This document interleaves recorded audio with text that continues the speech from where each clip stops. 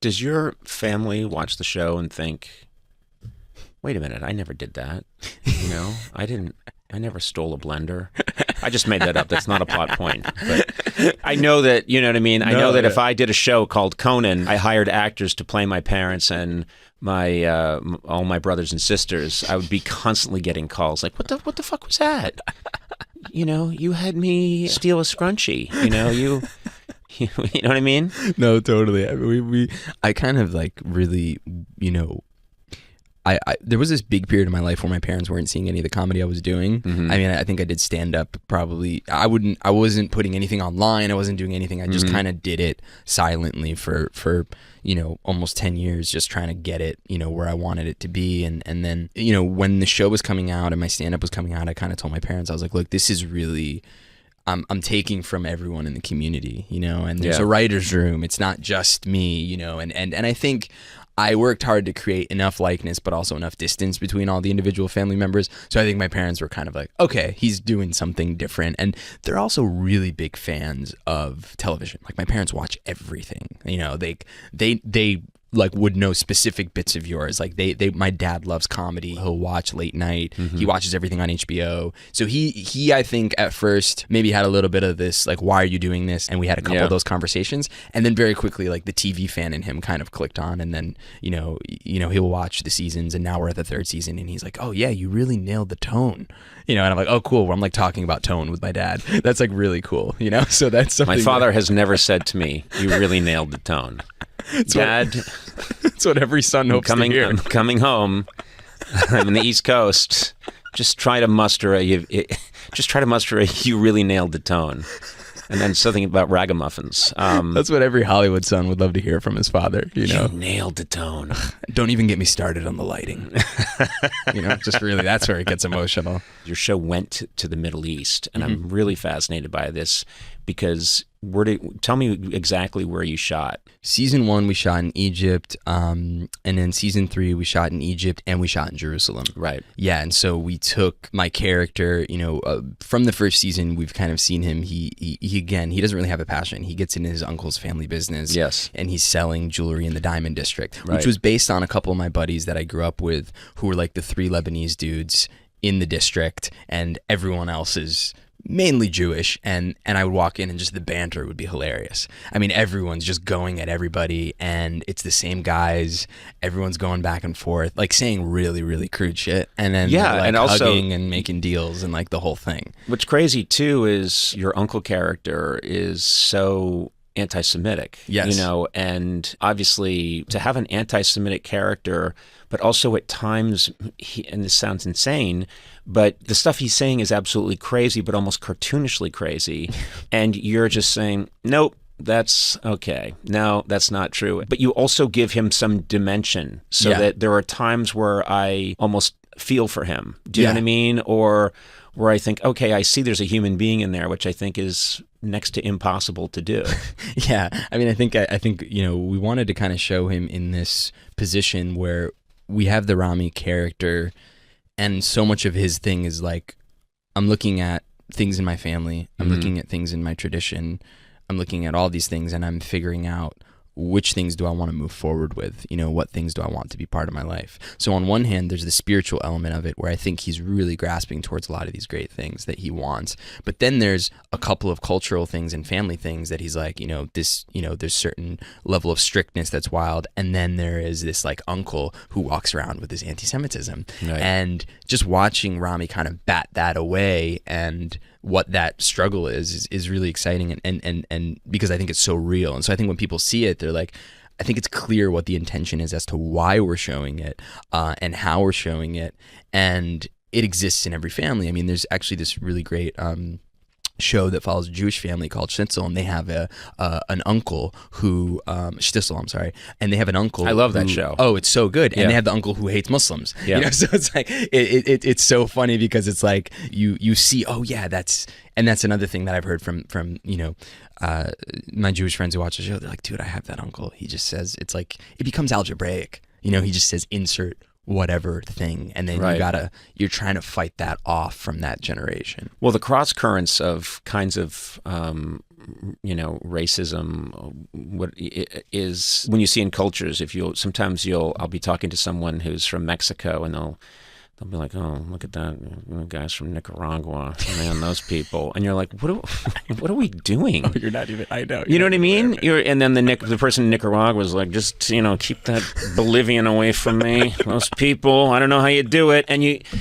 and you realize that this is happening in China. They've broken it down 75 different ways. And, that province, well, can't marry into that family. And you realize that this is something in our genes. It's everywhere. And, I've always felt like it's a little bit unfairly attributed to being like only white people, Right. Because I think white people are just the best at racism. Like I think they institutionalized it in many ways. But it's just racism. We turned it into like McDonald's. We took people people are like a hamburger, and then white people said, no, there's a way to do this much more efficiently and on a massive scale. And branded it. Yeah, exactly. But it's not just, there's a lot of organic, homegrown racism in all of our communities that, just isn't branded in the same way. But it really, even something like Islamophobia, I've always felt like, there's this idea that people who aren't Muslim hate Muslims, but I've never seen anyone hate a Muslim more than another Muslim because they're not the type of Muslim that they think they should be. Like there's like Islamophobia, then there's like Muslim Islamophobia, where it's literally like just put Indians and Pakistanis in a room and it's just like, man, can we find what we have in common? Why are we so against each other? Right. And I think that's a lot of what we have in the show too, is just some of those elements of, again, like looking at something that is a human virus. And I don't want to be in the position where, okay, I'm making this show and I need to show everyone Arabs and Muslims are really lovable and, don't hate us, because then it just feels so sanitary and it feels so unreal and you just kind of don't believe it. So we have a character like my uncle who exists for that reason, just to say we're putting it all out on the table. I mean, when you first introduced him, you think, well, he's just a joke. Yeah. Then you have these great scenes where you see that he has some levels to him, which are really cool.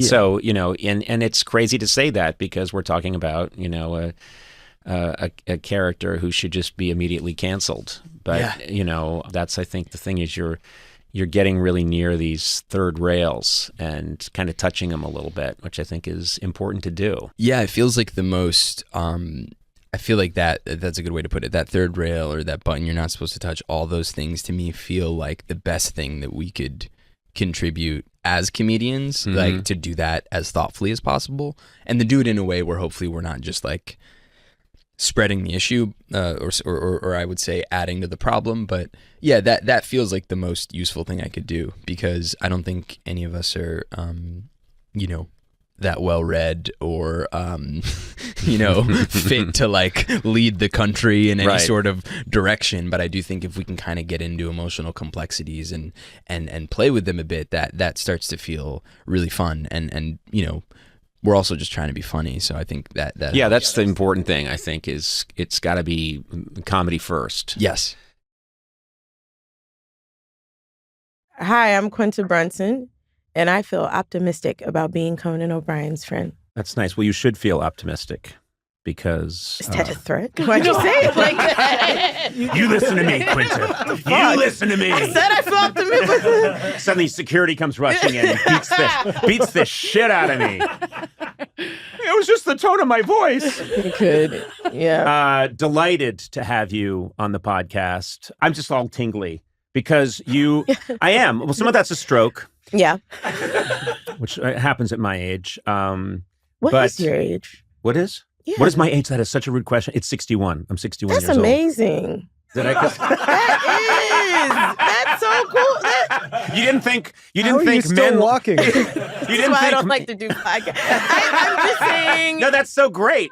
Yeah, I love that. That's amazing that someone can live that long. Yeah. Yeah. He's mostly animatronic at this point. So. You didn't see me. They carried me in and put me in the chair before you walked in.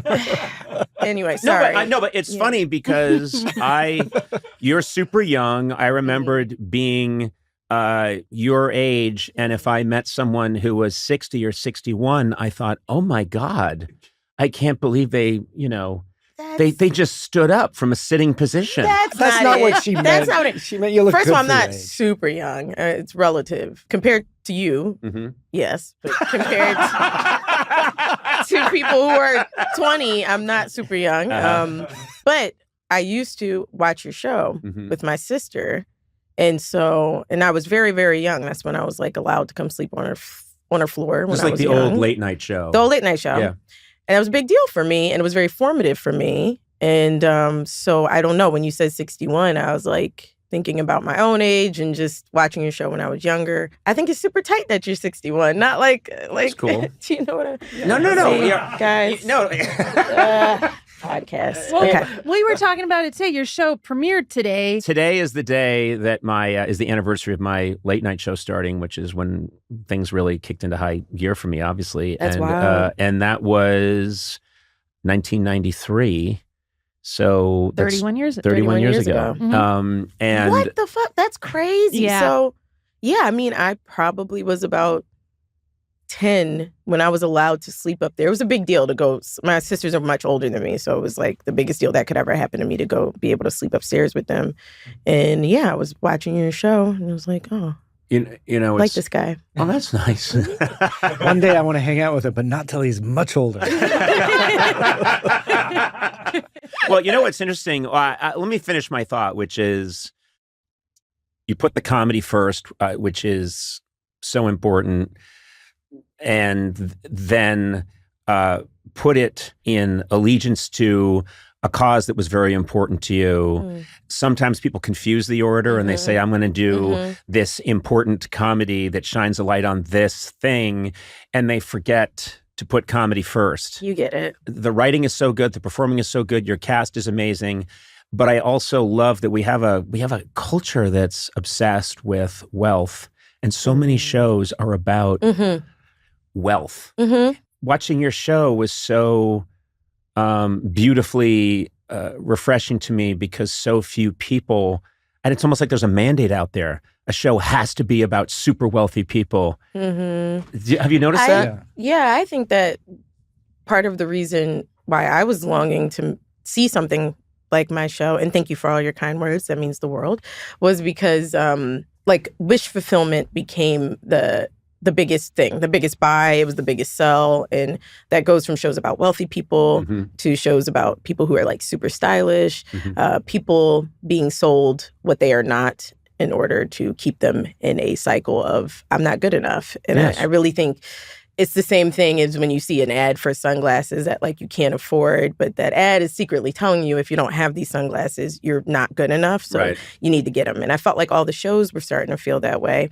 And with Abbott, just going to a point about what you said, I didn't really think about the good cause when I was making it. There was no part of me, in spite of how many people say it, that was like, I want to make a show that shines a light on teachers. I really did not give a fuck. It wasn't until the night that it premiered, and we premiered it in front of a group of teachers on the Walt Disney line. I was like, holy shit, this is about teachers. What if these teachers don't? I didn't even think about that. To me, it was just a right environment for a television show. Yes. For a workplace comedy. Well, your mom, yes, teacher for many years, yep.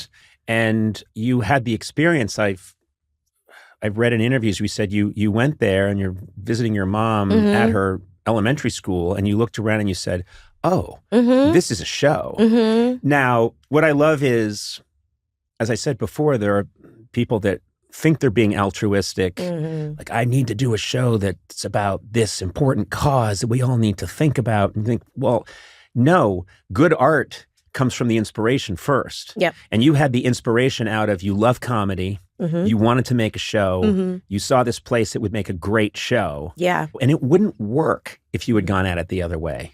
I don't think so either. And I think it's the same side of the coin of like the people who made Succession. Someone looked at that world and saw a show and they made a great show. And it was the same approach to Abbott. Now that show wasn't like altruistic in nature or like shining a light on anything, but I still think most artists and television writers should do exactly what you said. Like, you see a good world, make a good show. If whatever happens after that, and you can't really control that part of it. I would have never expected all that came from everything that teachers gain from it. I just did not. A beautiful blessing on the side of just showcasing a world. Because the other thing is, to me, that world doesn't look bad. That's the world that I'm from. It's so it was so funny when the show came out and they're like, these underrepresented, these poor children are finally. I was like, they're just regular ass kids, y'all. They're not that poor. They're the regular amount of American poor. It was like, my God, these people are so decrepit and it's beautiful. They have the spotlight. I was like, You're talking about my mom, and you. And me. Yeah. Oh my God, that you would shine a light on this horrible world. These people, they're so sad. It's not The Walking Dead. No, literally. It's funny. Yeah. And that's the stuff you can't do anything about. Some people will interpret the art that way, and you just kind of live with it, I guess. You know what's fun, too, is there's so much great comedy moments that come out of, we don't have enough scissors. We need to figure out a way to get scissors. And it's not coming from a place of teaching a lesson. It's coming from, this is great. This is a good comedic moment. Yeah.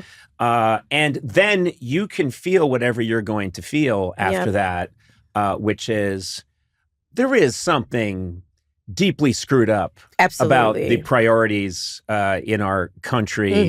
These are our schools. And so something is tragically fucked up, but it's coming on the heels of finding all of this beautiful human comedy, character comedy. Totally. You know, not sitcom jokes, but character comedy. Have you ever watched King of Queens? Yeah. So there's an episode of that show where they're on strike from IPS where they work, which is UPS, the main character, Doug, and his friends. And ultimately, I imagine when they went in the room, they were just like, what's Doug going to do without work in Arthur's home, his father-in-law? Like, how is Arthur going to get on Doug's nerves in this way? And I'm sure that's like what was in the room and on the board. But when I watched as a young girl, it's how I learned about like strikes and the effectiveness of strikes. And I just know they weren't in that room like, let's teach America a lesson. The man to do it is Kevin James. It was just, but I wound up like, it was my first experience watching something about the need for a strike every now and then. And so I like to approach comedy in that way of just the most basic comedic situation, the most basic sitcom, 1, 2, 3. And then because of our world, though, because of being in a public school, we're not afraid to go to those places where you might learn a lesson. And it honestly just comes out organically because we have really strong characters. And when you have characters that are strong with real opinions and real thoughts and backgrounds, you like naturally get to this place of, oh shit, we'll write ourselves into a lesson. Like, oh fuck, damn, okay. Barbara just dropped some knowledge that we didn't plan on her dropping, but yeah, whatever. Anyway, I really hate this. Is what do you hate? What do you hate? I was like talking. Is it him? Do we need to get rid of him? Am I the problem? No, I'm gonna be quiet. So old. We just, should get rid of him. Let's us kids hang out. Let's phase me out now. I'm only 51. 51? Oh God. What's it like? You're 51? Thank you. You look great. Hey. You all look great. Hey. You did not say that to me. I did say that. No, you didn't. No, that's where she was headed. That's I was why headed you there. were headed that way. I was headed You cut there. her This is off. bullshit. You went right to you look great. You were doing a lot of how long has he got? I could see it in your eyes.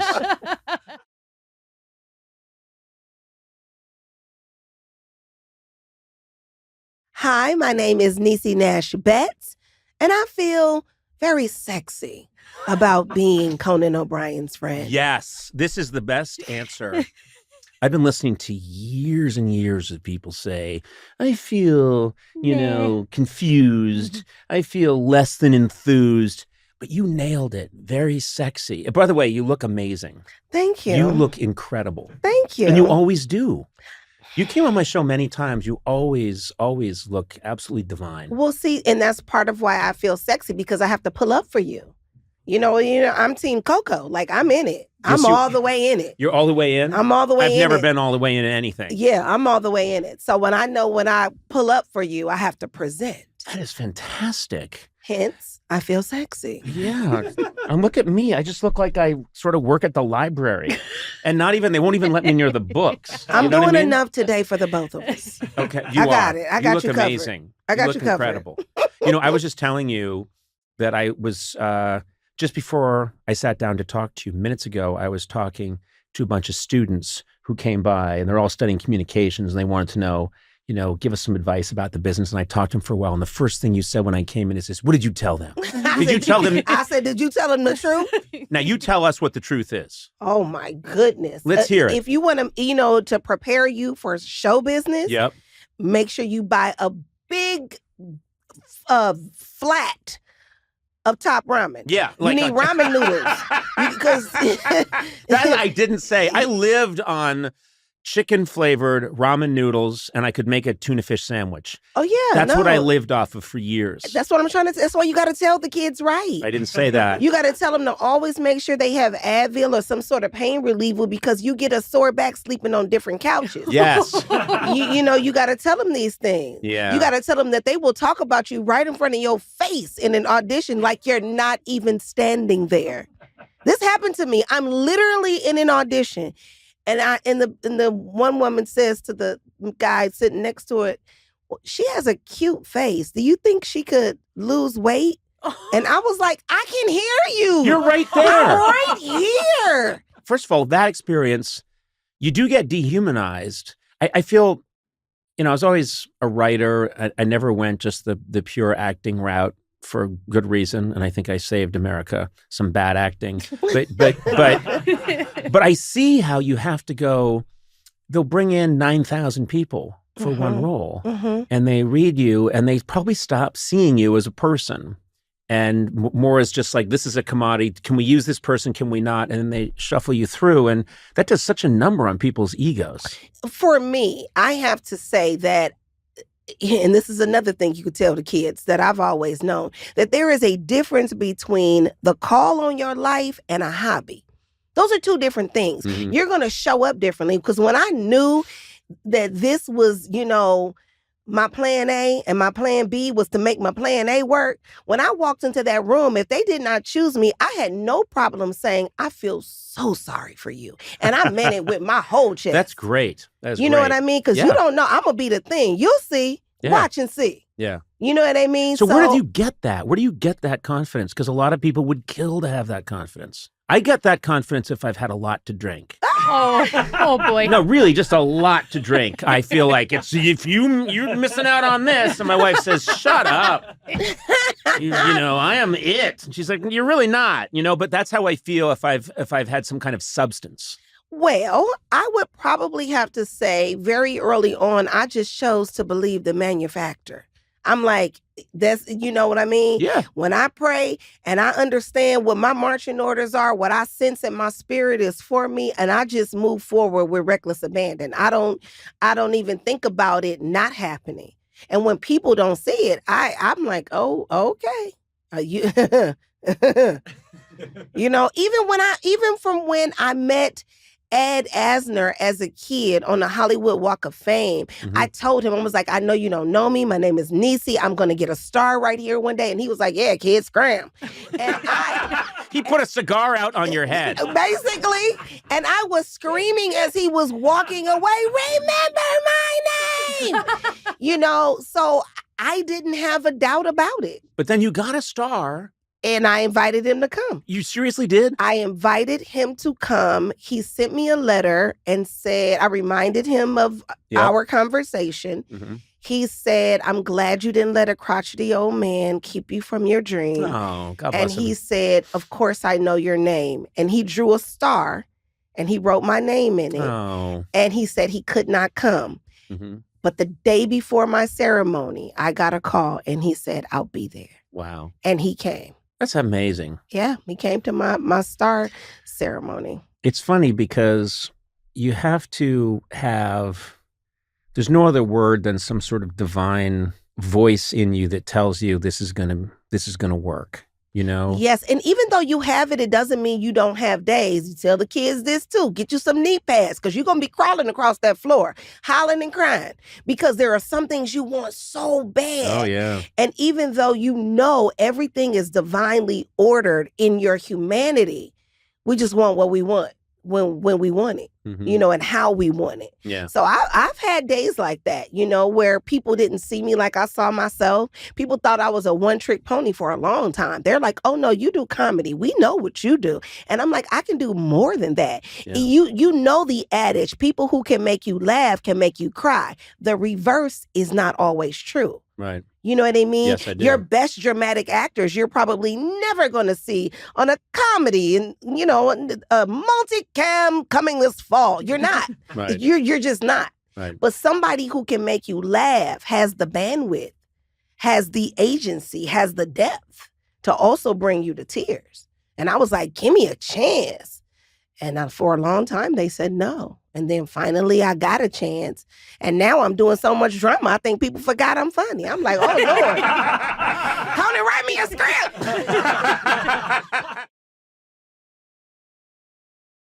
Obviously, I love The Americans. I love Perry Mason. And I love the take on it. I love that the first season was about, it's the origin story, which I thought was brilliantly done. Yes. And now that that's been settled, you're off and running, Yeah. which is fantastic. But I must mention your stunning cameo in Cocaine Bear. Yes. Yes. Hey, and I want to start by saying, when I read the script, and then one of the first lines says Andrew Thornton II. Mm-hmm. So if you Google Andrew Thornton II, surely, I've already said, I've pitched this to Elizabeth Banks. I said, we have to do the prequel that leads up to that moment where he's throwing cocaine. Because he's a fascinating story. Oh my God. Yes. He's unbelievable. But the film opens, and I don't think I'm spoiling much of anything. But I would have. I'll go see you in anything. So Thank did you. I not know that Elizabeth Banks? I'm friendly with her, and I was excited to see Cocaine Bear, and I really enjoyed it. And so the whole thing was a success. But if I hadn't known any of those things and I just heard that you were in this movie, I'd have said, well, it's Matthew Rhys. I got to go check it out. And so I would go, and you were gone very quickly. Oh, yes. Instantly in a way that's hilarious. Yes, but it was very strategic because Kerry was shooting it in Ireland. Ireland was being shot as Appalachia, obviously. Right. And I'd been with the kids going to various aquariums for some time, and I'd read the script, and in passing I said, "Who's playing that? Who's playing Andrew Thornton the second?"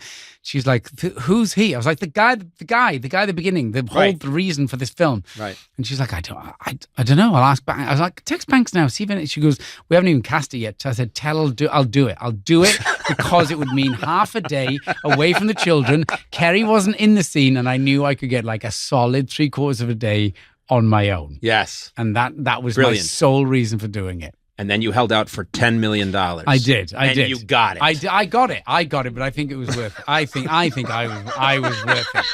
And I had a lot of It's fun. the best 80 seconds of my life. I've That's ever all seen. my reel is now, is that 80 seconds. We're talking about this antique motorcycle. It reminds me that I heard that you got yourself this boat recently. Yeah.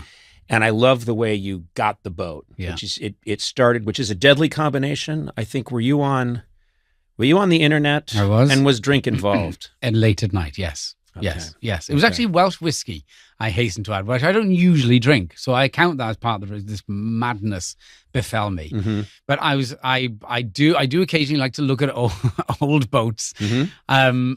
And I was looking, and I'm a little bit of a Hemingway fan, and Sure. I saw this boat, which I knew Hemingway had a Wheeler Playmate, and I saw a Wheeler Playmate for sale on eBay, and I knew there's very few around.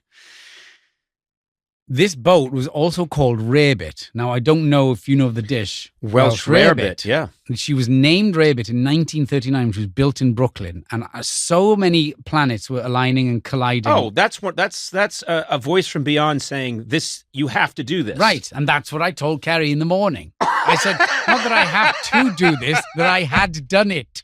reeking of alcohol. Yes, I've bought a boat. And she's like, you don't even row. I was like, oh, it's beyond rowing. Oh, we're not talking about rowing, my child. No. We shall take family trips to this. So, so I embarked on this 4-year odyssey of madness where I restored this boat. Well, myself and the captain did. She kind of spearheaded the restoration because so many things went wrong. We started out with a shipwright who said he would do it, didn't do it. Another one didn't do it. So in the end, my captain said, we'll do it. Listen, there's plenty of YouTube videos.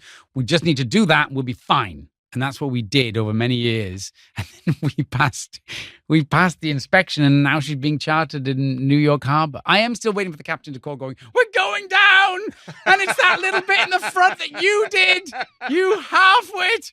Yeah. You said you patched it. I did. I didn't say with what. Yeah. So this is the boat because I'm also a Hemingway fan. And I think this is the boat did he have this boat in Cuba? He did. Okay. And I think there's famous footage of him. He would go out and fish on this boat. Yes. And it had a big chair, like a big fighting chair. Yeah. And then he would unfortunately also drink a lot on the boat. Yeah. Which is, didn't help things for him. No. I was in Cuba once. I didn't get to see his house, but I was shooting something in Havana, and I was in a bar. I was shooting a travel show in Havana. How long have you been doing this travel show? It was called Conan Without Borders. We're shifting into something else. We're gonna give it a different name. With Borders. Conan with Borders. Good. Responsible Conan. Oh, good. Conan who stays within the county lines. Mental borders. Yeah. It's just me roaming around a very small portion of Los Angeles. Brilliant. Mostly in the same mall. Brilliant. But I was there and I went to a bar, and I guess it was one of Hemingway's favorite bars in Havana, and there's a big statue. There's a life-size statue of him at the bar. So it's a life-size Hemingway in bronze that's at the bar, leaning against the bar, having a drink. And I thought, he was an alcoholic. Yes, I know. This is strange. I know that. This is strange. Yes, the applauding or the deifying. I know. It was a little strange. It was, Yeah. but whatever. Yes, Still, I know. After a few drinks, I was happy to see the statue. And have your photo taken. Yeah, exactly. Yes. Several photos. I know. I do have this strange relationship with Hemingway. Kind of, I think it boils down to my own strange relationship with kind of possibly what I do and do you say machismo? Yeah. Yes. So I kind of grapple with all these things at times because sometimes I look at what I do and I go, oh my God, this is so stupid. Or I feel at times very emasculated, and therefore I wonder sometimes if I overcompensate by doing stupid things like this, or whether but then at the end of the day, I enjoy it. It's a boat. It's a beautiful boat. Yes. I'm all for it. I know. And I accept your invitation. Glorious. I stuttered too heavily. Wow, you're bad. not quite as good an actor as I thought you were. No, polish isn't there yet. Yes. Ah, damn it, ask me again. There's always a second take. That's why I love soap operas, is that and certain kinds of TV dramas, is that an actor will clearly register displeasure, but the other actor, so you'll come to me and you'll say, well, Conan, I'll be spending the weekend with you, and I'll go, the weekend with me? And then you'll go, problem, and I'll go, not at all. I know. And then you're as happy as a clam. I know. Whereas anyone else in the go, world... did you blink for that length of time? What happened to your brain in those 4 seconds? I love to do that in real life. I know. But I think I'm happy that you got this boat. I think it's great. Well, then come aboard anytime you want. Oh, seriously, the children don't go near it anymore. They've only done it like twice. I think it's you and me out on the ocean It's together. pretty much it. Sending out distress calls. We can't have... Immediately, I'll be sending out distress calls. We don't... When it's slightly rocking. Yes. You'll say, Conan, we're fine. Why is it doing that? Why is there motion in this vehicle? Make it stop. I am going to... Well, you're a busy man. You're a busy man. You have things to do. You have worlds to conquer. I say I do. I know, but you know what? Everyone, I learned to say it. I used to say I have nowhere to go. Oh. And my time is yours. Yes. I was dead in Hollywood. So what I love is when you get the call ahead of time, Matthew Rhys, he's got a lot going on. He's very busy. And so I know that if I follow you down to the lobby, you're going to go across the street, get a bubble tea. No, there's a biryani truck outside. I clocked that on the way in. I'm no stranger to some street Indian food. You are a pure delight. You're a crazy talented actor, but also you are hilariously funny. And it is a personal grudge of mine. When handsome, talented actors are also hilariously funny, it enrages me because I like to say this was my consolation prize for other things. So fuck you. Thank you. Fuck you. Thank you. Now there's it's not right. No, there's a turn of phrase I've heard many a time and will happily hear again. What? Fuck you. Thank you. Oh, I always heard the Welsh were just brilliant poets. Yes. And there you heard it there. You heard it right there. Can I hear it in Welsh? Kerrygrafi. Kerrygrafi. Yeah, there you go. Perfectly said. Kerrygrafi. Yeah. I'm going to keep that one. Yes. That will come in handy. I was doing a play once off Broadway, and I was playing not a very likable character, and I would say within half a block of the theater after finishing, and a woman was walking in the opposite direction of me. I was walking away from this. She was coming towards me, and she just went, "You're an asshole." And then I thought, oh, she's seen the play. Yeah. And then I went, hang on, she's walking in the opposite. I'm walking from the theater. She's walking in the opposite direction towards it. So maybe she hasn't seen the play. And that stayed with me forever. Did you ever find out? No. And I've always wondered whether she's seen the play or not. Or whether... then you married her. And that's when I knew. I'm so needy. That's the woman I would follow. Exactly. Is there any way I can make it up? It played into every insecurity I had. Played. Matthew, good God. It's just as made my day. Seriously, thank you very much. Thank you for the invitation as always. Oh my God. A true joy. Yes. I will come. I will haunt you and your boat. You'll see. Please do. It needs a ghost. The first thing I wanted to mention is I believe you and I are the same age. Born the same year. 63? I'm 77. Okay. No, I was born in 1963. Yeah, me too. So we're both the same age. And you guys are headed out on a tour, the M72 tour. And you guys are leaving. This is going to come out pretty soon, this tour. You've got this new album, 72 Seasons. And I've been listening to this one track, Lux Eterna, on it, which... I listen to this track, and I'm thinking, these guys have not lost a step. Well, thank you. No, but I mean, this could have been 1981. It's stunning to me. You guys, you know what you're doing. You know exactly what you're doing.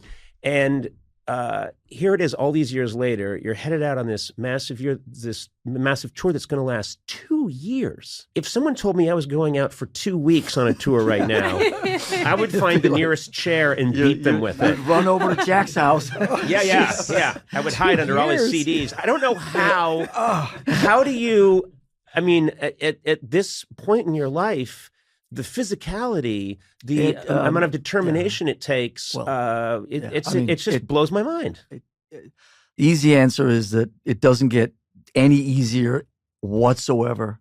And as I've been explaining this in the last week or two, as I've started hearing myself do interviews again about this, around this new project, it takes twice the effort or more just to reach the same level, just to plateau. So it's not, I'm on the Peloton an hour and a half a day and I'm working out and I'm watching what I'm eating and I'm being healthy and all that to get better. It's just to stay the same at this age. But, I take it seriously. All of us in our own ways take it seriously. All of us have different routines, our own unique ways of approaching it. And the main thing is that when we get up on that stage, we want to be there for the other guys in the band and obviously for the audience and be the best we can be.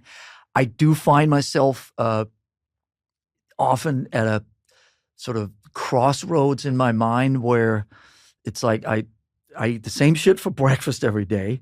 I eat the same shit for lunch every day. I eat more or less the same thing for dinner every day. I'm very, very routine based and I really like to be in that routine. Mm-hmm. But as soon as I'm out of that routine, It's like, oh, I need my tofu for dinner, and I need my protein, and I need this and that. And then I kind of sit there and go, really? You can't just go to a restaurant with your friends and have like what's on the menu? You gotta be that rigid. So there is that kind of rigid thing that you really feel that that's how you get to the place where you can be your best every day at those shows.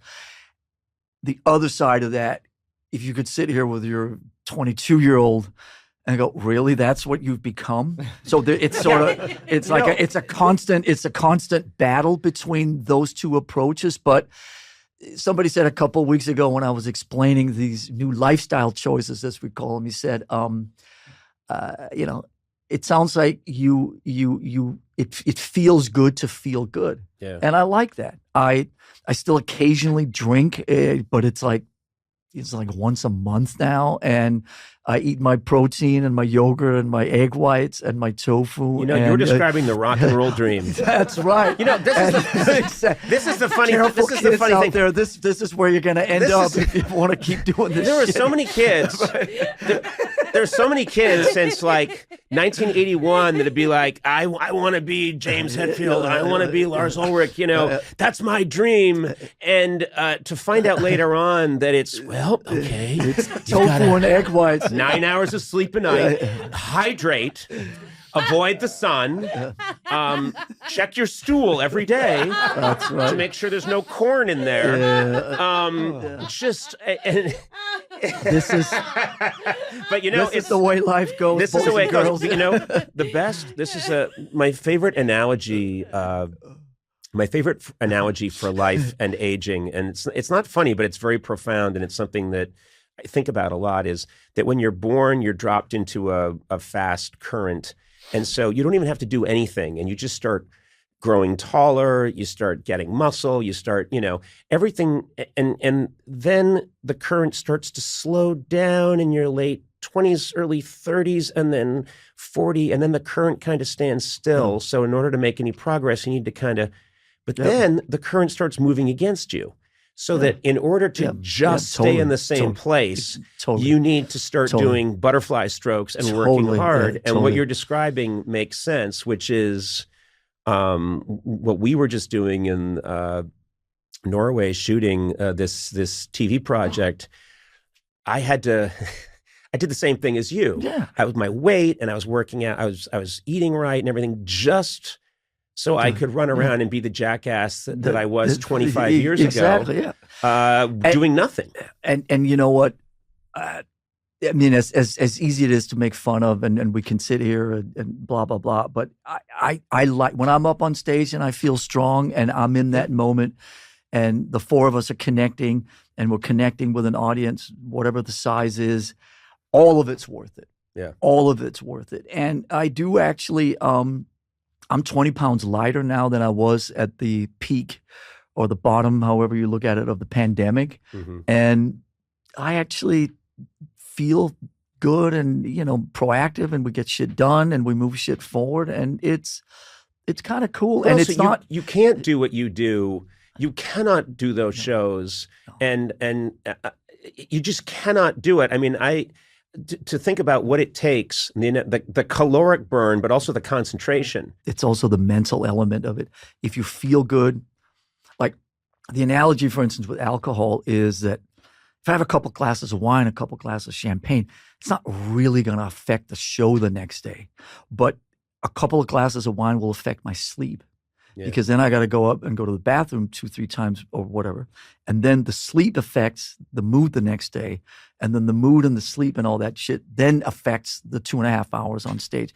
So there's a domino effect at play here that you have to be respectful to. But listen, who would have thought that, coming up on 41 years later, that Metallica would still be functioning, would still be relevant enough to be sitting here with you guys, thank you very much. Still You're be, going out there, going out there and playing, a 2-year You cleared a high bar, Lars. Going out there and playing a 2-year tour and putting records out that still connect with people, and even in the wake of something like Stranger Things last summer, I know that was crazy. Reaching more and more people who the fuck would have thought that 40 years ago? Well, or even if we were sitting 20 years ago and going, in 23, the biggest rock bands in the world would be the Chili Peppers and Guns N' Roses and AC/DC and Metallica or whatever. You would be going, no, there'll be a whole new, younger generation coming in and dethroning everybody, who was big 20 years ago. And we'll all be, in retirement homes somewhere. And we're still out here doing it. And Guns are still out here doing it. And AC/DC is out here and so on and so forth. That's a crazy thing. Yeah. And who would have, again, thought, if you take it a step further and say, McCartney just turned 80. He's still out there. Yeah. Jagger is doing all those sexy bum wiggles better than he's ever done and connecting. But I mean, but he's doing it against his own. He can't stop. Now it's involuntary. No, but the Stones. It was always that way. It's a spasm. It was always that way. It's certainly. It's inspiring, and I think that as long as the shoulders and the necks and the knees and the backs and all of it, if they keep functioning on the four Metallica guys, we'll keep doing this hopefully for another 20 years, egg whites and tofu included. There's something about your past that doesn't make sense. There's a lot of things that do make sense, but I didn't know that you were in the U.S. Army Reserve. Oh, yeah. And I cannot imagine you in any situation where people are telling you this is how you must behave and this is what's required. Yeah, really tough. I just can't imagine you really tough. Falling into line. You did that for a couple of years, right? I was in the I was in the reserves to avoid going to Vietnam. Mm-hmm. I'm kind of old, Oh yeah, yeah. No, I know. I know. We'll bring that up second. That's my next question. You seem very old to me. That's my next question. Which isn't even a question. I'm realizing none of these are questions. These are just statements. Yeah. So I was in the reserves to avoid Vietnam, and I was in it. I went to basic training. I had occupational specialty school. I was a petroleum storage specialist, by the way. Oh, there you go. Yeah. So then I had to go to meetings once a month for the next 6 years. And to go to the meetings were near my parents' apartment in Brooklyn. And I was living in Manhattan. So once a month I would go home. And I had a big... I think the word was at the time, Jufro. Now you have, that's Wait, now. do I tally this? No. That's, he has one anti-Semitic comment to my 2.5. The score is 1 to 2.5. Yeah. This is anybody's game. Wow. I'm excited. I can't believe we're competing. I got this now. I want this. So anyway, I would stay with my parents for the weekend, and I had a wig, and I would wear the wig, and I was doing this once a month. And then in the summer, there was a summer camp that you had to go away for 2 weeks. So all these guys were in my unit. And then I heard about a psychiatrist who was writing letters for like $250. And so I went to see him and I talked to him for, 45 minutes. And he wrote me up this letter. And the letter basically said that I was crazy. And I took the letter, and I'm in for 2 years now, so I know all these people. Imagine coming to work and acting insane. Yeah. Which is what I did. I had the letter.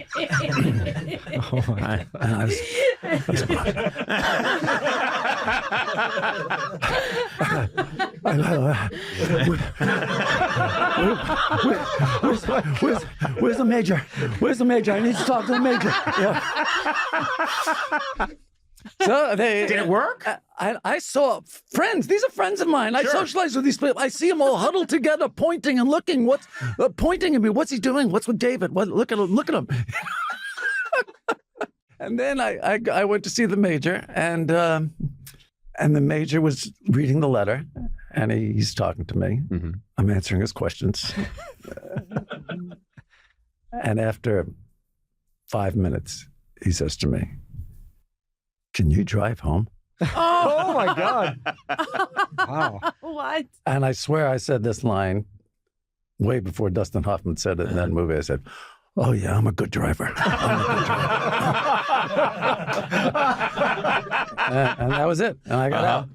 Good for you. Yeah. Do you still have that letter? You must. I don't think I do. Okay. We'll find it. Yeah. But quite I have to say, tremendous performance on my part. Yeah. Tremendous. I can tell. Yeah. And here it was spectacular.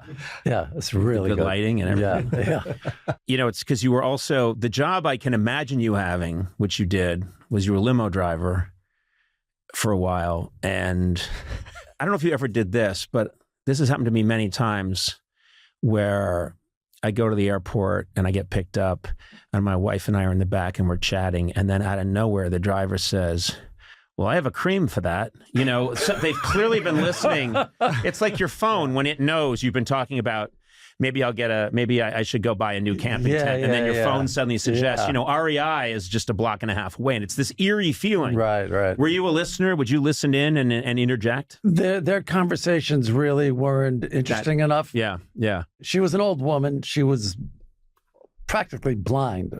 She could see a little bit. Right. And I took complete advantage of her because she couldn't see. She didn't know if the car was filthy or not. And it was filthy.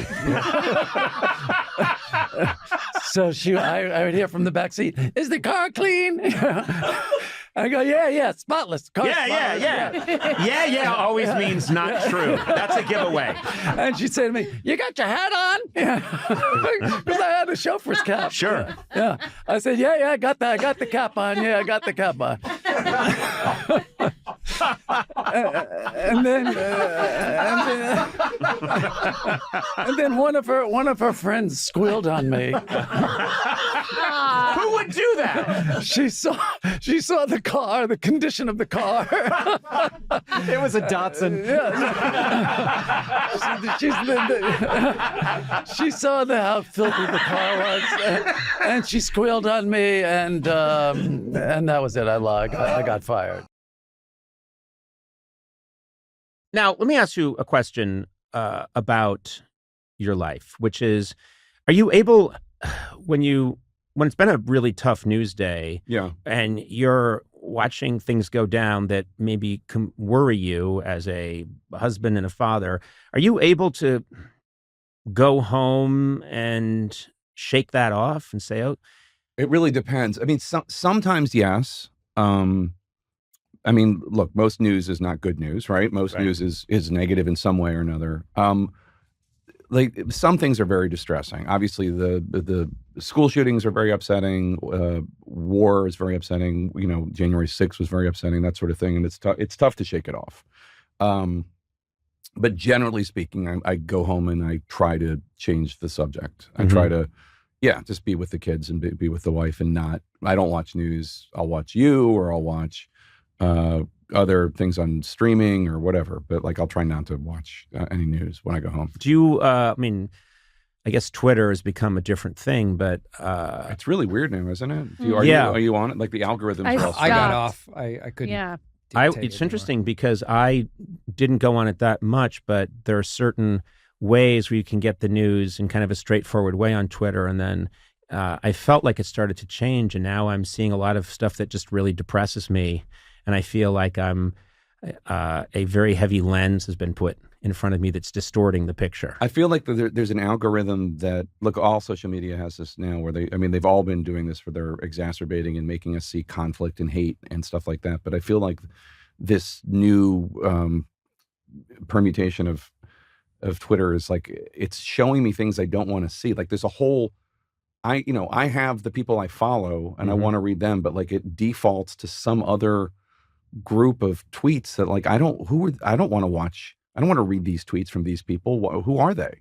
Right. Like they've added this thing of like, here are tweets that we would like you to read, as opposed to this is what you would like to read. Yeah. From really awful people, and I don't know.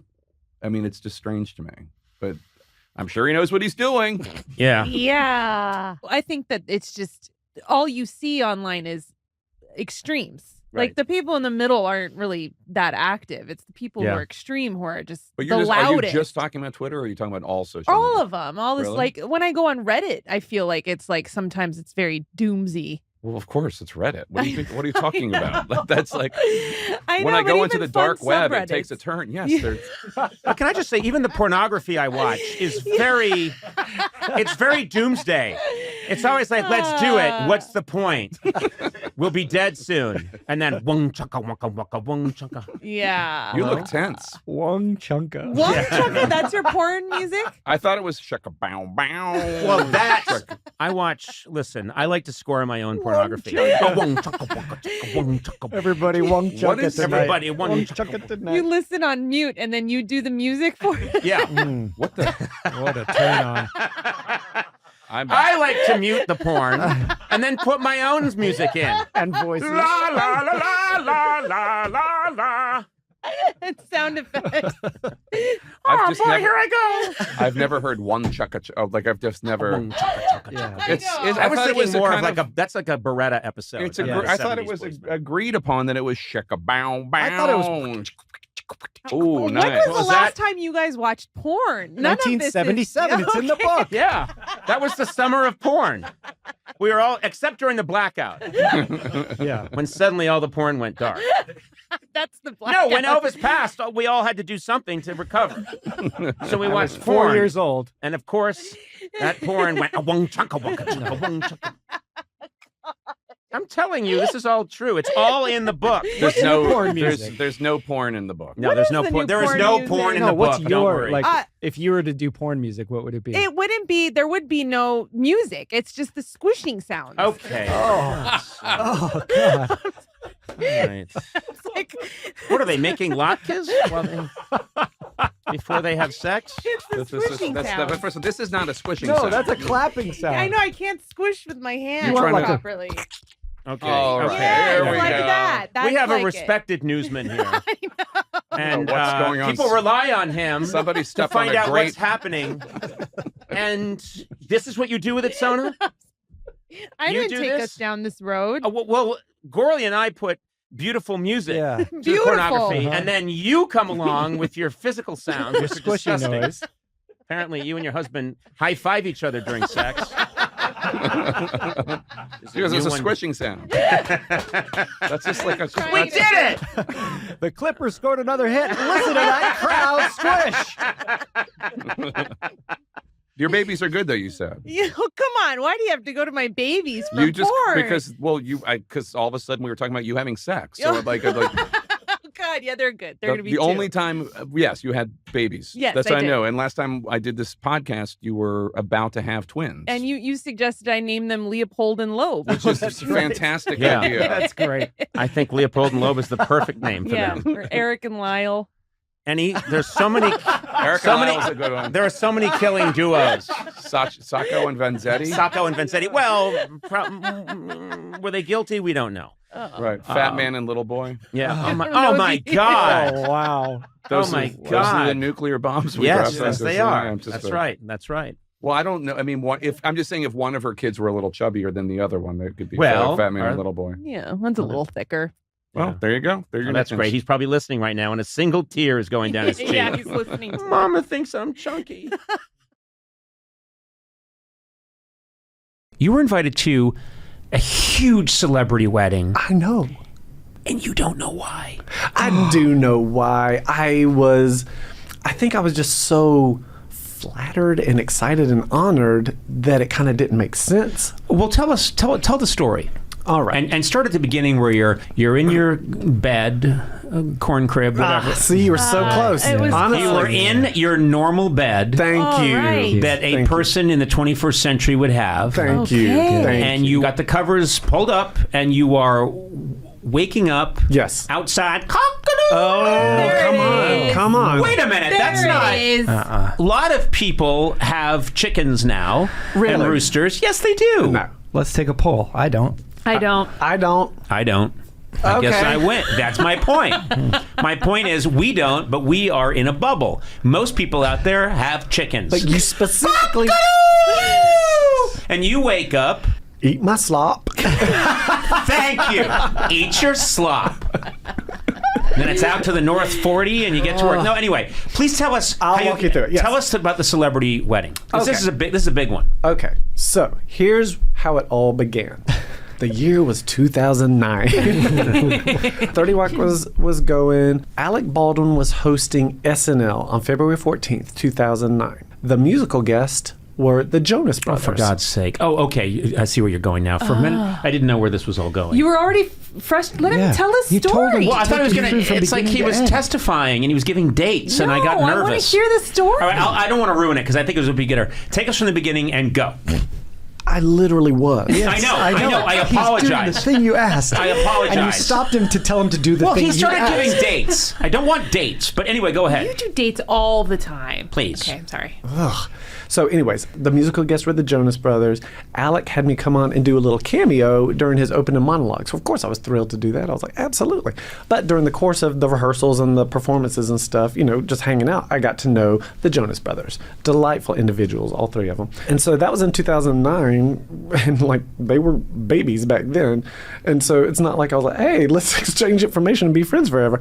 But during the course of years, our paths crossed again. I saw them at a different SNL when Tracy Morgan was hosting. I was staying in a hotel in Toronto that Nick Jonas happened to be at. And then here in Los Angeles, I'm neighbors with a very talented actor named Glenn Powell. He was just in the Top Gun movie. Oh, yeah. Oh, he's the so many best. attractive men in this story. So Glenn and Nick Jonas had worked together on Scream Queens, which I think was either Fox or FX. Yeah. And so Glenn is just such a lovely host. He would have game nights, movie nights, hangout nights.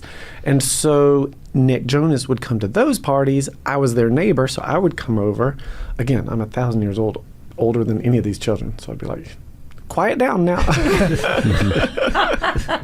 And just as a side note, Nick Jonas happens to be a big fan of the movie They Came Together that I was in. I mean, I have to admit, I haven't even seen the movie, but he was such a big fan. Glenn would invite me over, and then Nick would ask me all these questions about the movie that I simply didn't have the answers to. So I'm going to catch us up.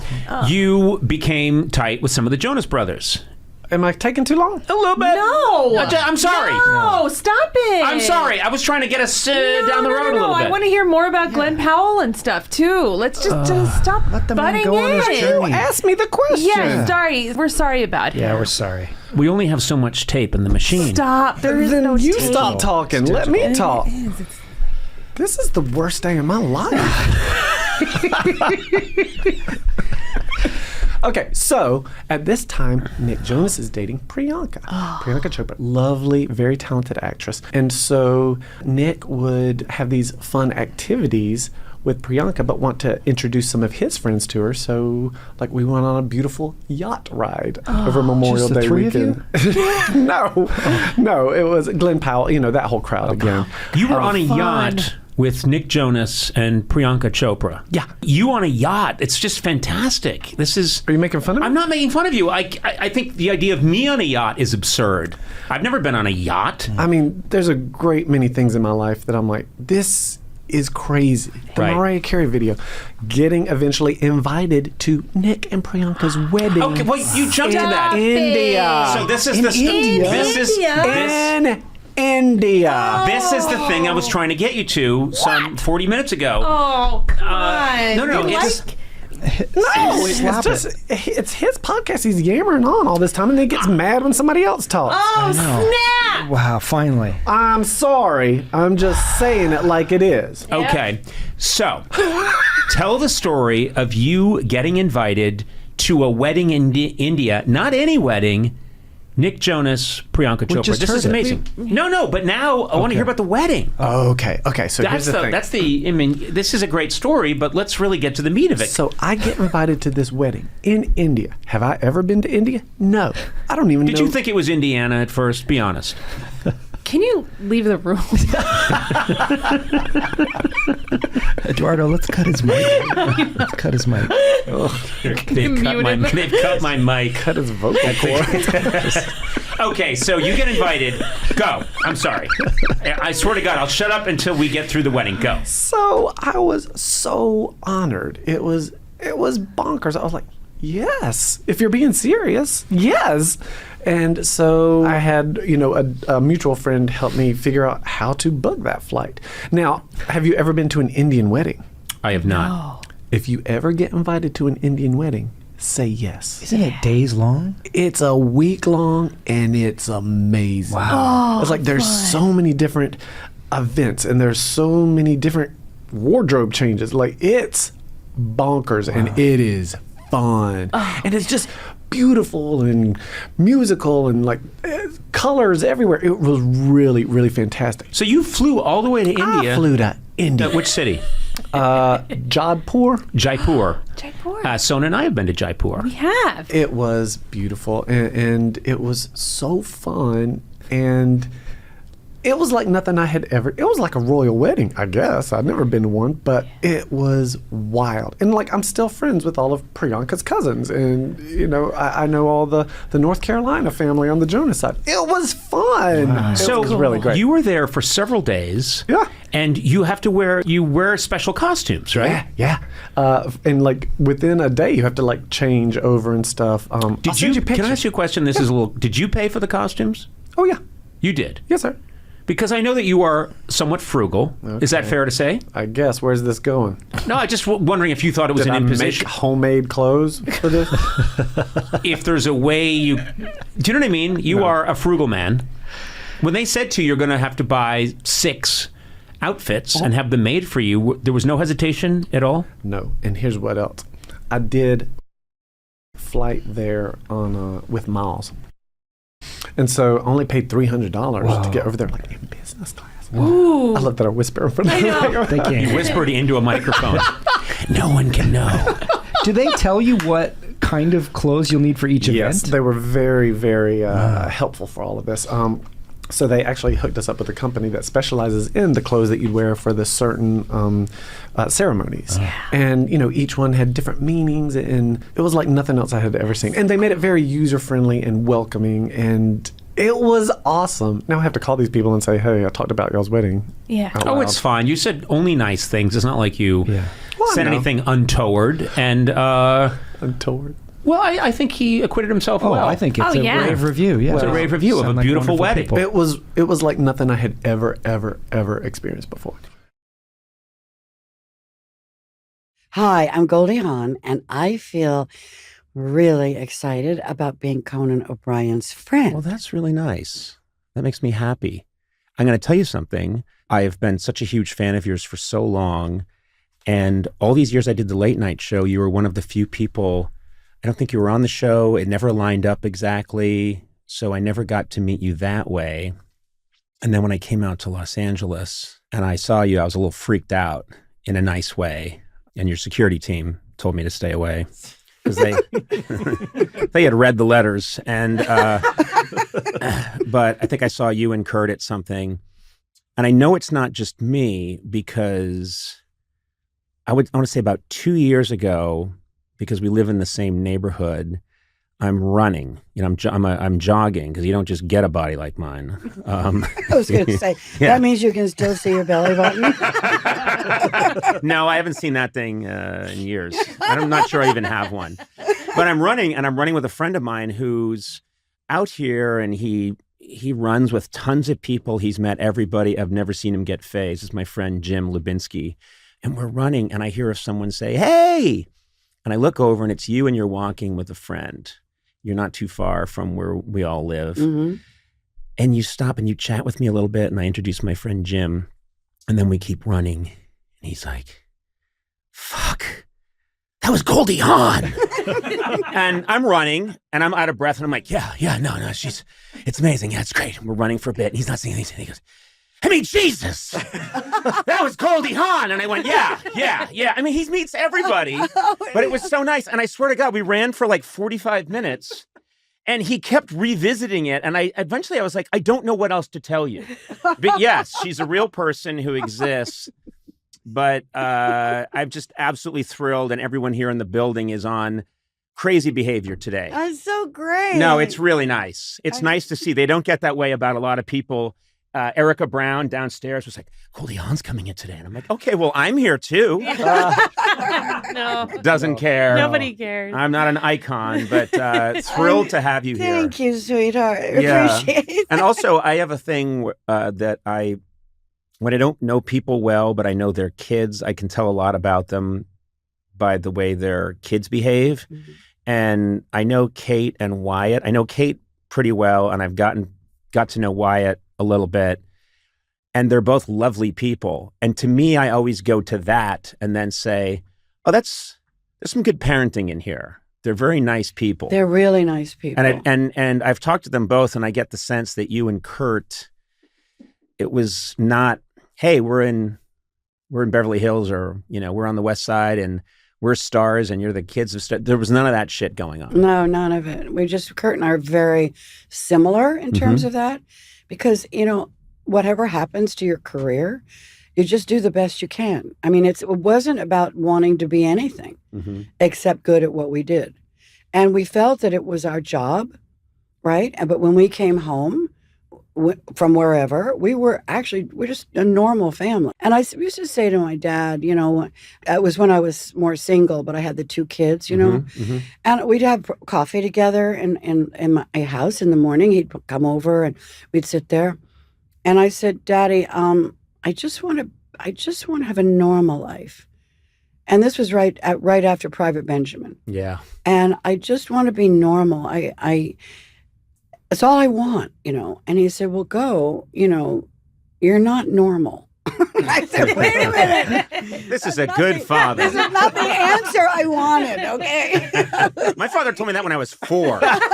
He was right. Yeah. No, hey, we all know. It was like, get with it.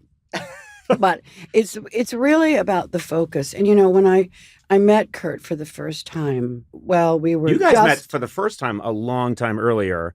Yes. You didn't go out or anything. You met on a project. Well, I mean, we're talking about what happens. What is life? What are the things we don't understand? Right. Which is what I'm more interested in. Like what we can't see, the questions of kind of things of why did that happen? Are there coincidences? Are we on this wild grid somewhere that, this is our karma, this is our plan? We don't know. And I've got a million of those things that happened to me. And one of them was Kurt, because I was 21, I was a dancer, and I went to an open audition at Disney Studios to dance in a movie, right? And I thought, oh, this will be so fun. So I went there, and there was this woman sitting on a bench, and she was lovely, but nice woman, blonde. And I went up to her because I was on Dopey Drive, but I didn't know where I was. I mean, I knew it was Dopey Drive. I was the dopey because I didn't know where I was going. So now I asked her, I said, do you know where the audition is, for this? And it was like stage something. Yeah. And she said, I'll take you there. So she took me there. And then, of course, we did the audition. And I'm auditioning to be in the chorus, basically. And so with that, it turned out to be that she went back home and she told everybody that basically I saw the girl who's going to get the part. The reason I know that is because that was Kurt's mother. Oh. So I met Kurt's mother before I met Kurt. Right. And so I got the part. And I'm trying to think, what part? Okay, I got the part. The other weird thing is that I got this part. Of course, I got the script. I looked through it. I had no lines. I was just the head dancer, right? Right. But you know what my name was? The Giggly Girl.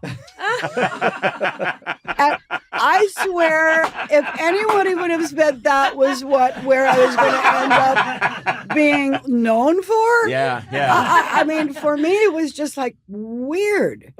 And then at that particular movie, which is a side story. What's my motivation here as Giggly Girl? Exactly. What's my story and my art? So Kurt and I actually danced together separately of the same show, which was like, it was a number we had to do, and it was the hornpipe and a thing and skip to my thing, blah, blah, blah. And we both still remember part of the choreography, right?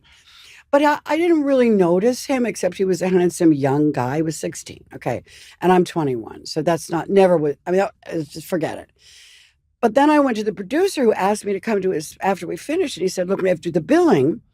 And he said, we can't really use your name, because Goldie sounds like a stripper. And I said, well, Goldie is my name. And not only that, it belonged to an amazing woman, and I'm honored to have it, and I will never change it. I was 21 years old talking to the head of like the Disney. And Good for you, though. That's impressive. But you know, sometimes I still can't remember how bold I was. Right. But anyway, I said, if you want to bill me, my middle name is Jean. So why don't you bill me as Goldie Jean Hawn? And that might, you know, make you feel happier. But I will never, in my mother's name and anything ever, change my name. Then I met him again. Right. Years ago. Years later, Oh. you guys meet again, but everything's changed. Very different circumstances. Yeah, and I was with some other guy. That was the one thing. We weren't doing well. But anyway. You and the other guy weren't doing well. So anyway, I was producing Swing Shift. Mm-hmm. And Swing Shift, you know, is a film that I was producing for Warner Brothers. And I'm meeting all these guys. I met Kevin Costner and a few other guys that for the role of Lucky. And then Kurt came in. And I looked at him, and he looked like he'd been up all night long. I mean, he was also... He may have been. Knowing Kurt a little bit, he may have been. And I looked at him, I thought, what have you been? Well, he was going through a divorce, and he was with his dad, and they were drinking and whatever. So I learned about that. Mm-hmm. And then after that meeting was over, he didn't really want to read. He just came off Silkwood. And he didn't want to read, just wanted to meet me. So we ended up talking, and everybody that I knew ended up being one of our shared people that we loved. One was his brother-in-law, and another one was another guy, Jimmy Van Wyck. And they were all in the movie, okay? But it turns out that I met him at lunch, and I was very attracted to him. I had another, his French boyfriend. I like how everyone has very simple, you're giggly girl, then there's French boyfriend. No one's got a real name in any of your stories. There's that guy, and it wasn't going well with that guy. Anyway, I'm just cutting to the chase. But anyway, so we went out to lunch at this one little restaurant in France, on Ventura Boulevard. Mm-hmm. And we sat together. It was really great. And then when he left, because I was there with the producer and everything, he left, but he turned around. It was so romantic. He turned around and said across the room, it's okay if I don't get this part, but I sure would like to see you again. Oh wow. I And in know. front of everybody. Yeah. Wow. Yeah. Well, he's not shy. You know. No. But that was really interesting. But what really caught me was that he came over to my place at the beach.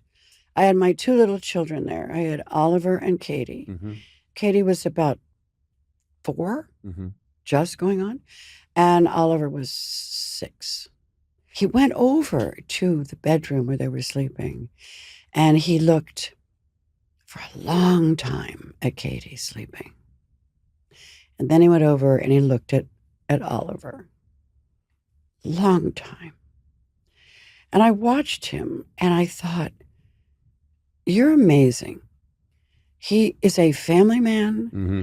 He, in depth, looked at them, stared at them, felt them. And then we went in the other room and we talked. And then we went to work. And when my children visited me on the set, I can't explain it, but he was the one for me. Yeah. It wasn't just because he was sexy and handsome and all of those things you get turned on by. It was because he matched my devotion to children to be number one. Yeah. And that's where I watched him at the bar because we were playing, it was our location. And I had them in his lap and talking to them and so forth. So the seduction was really his personality and his focus on the children.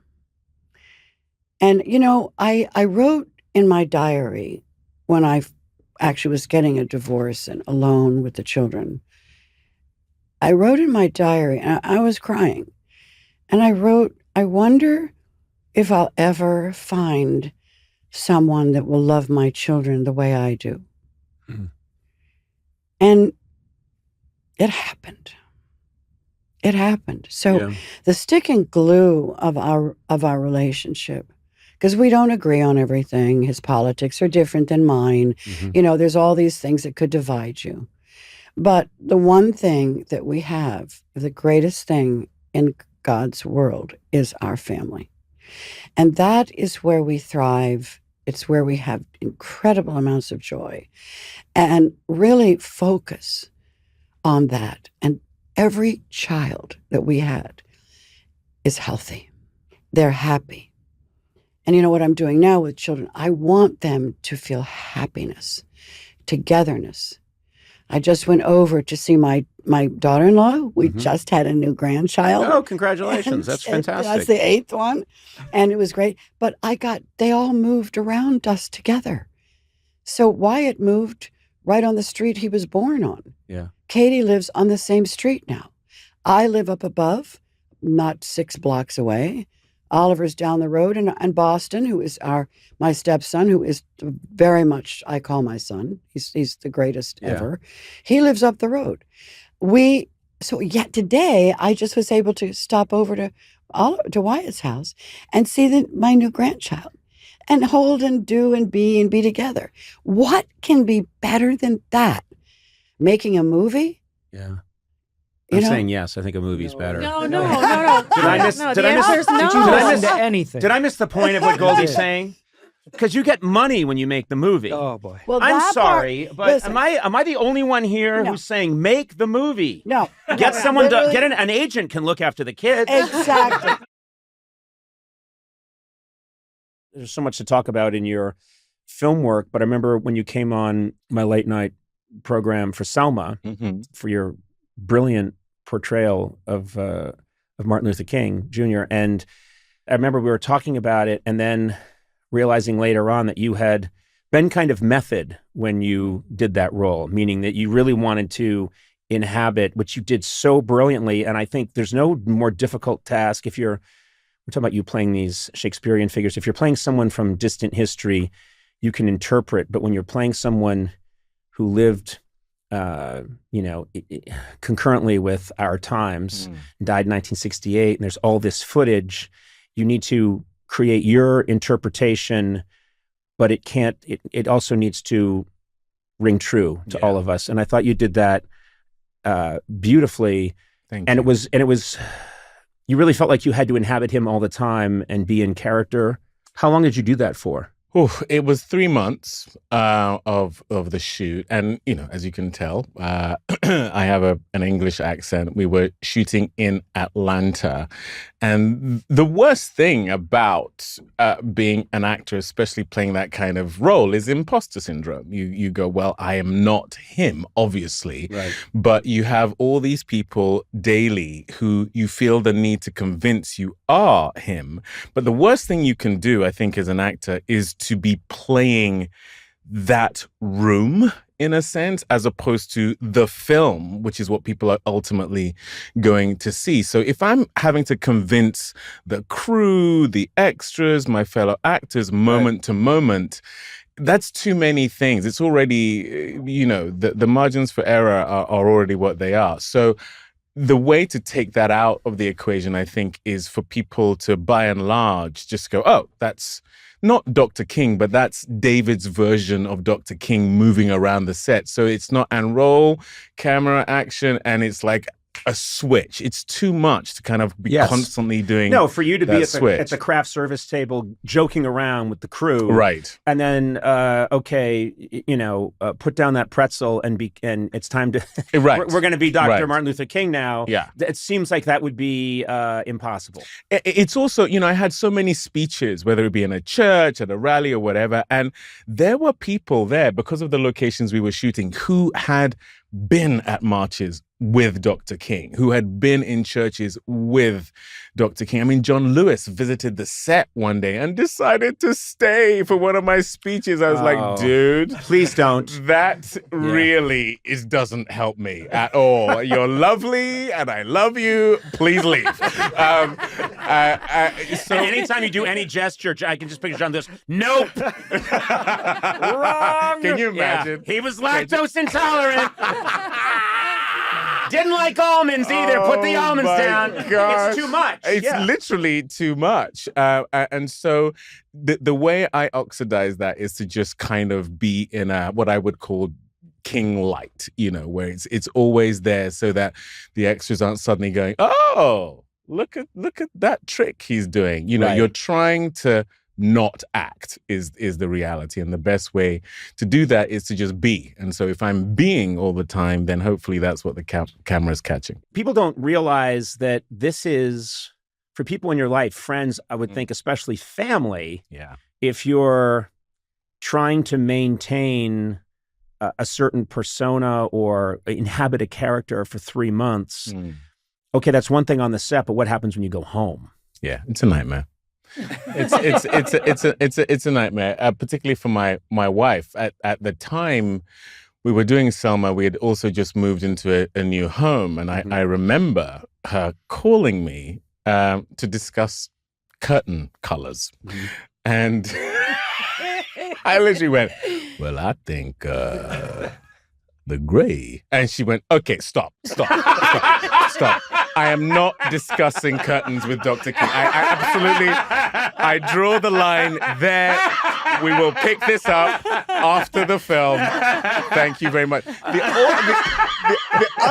other awful thing is I have a dream of Venetian blind. I know. She's like, stop. Time out. Did you ever ask her to call back as his wife?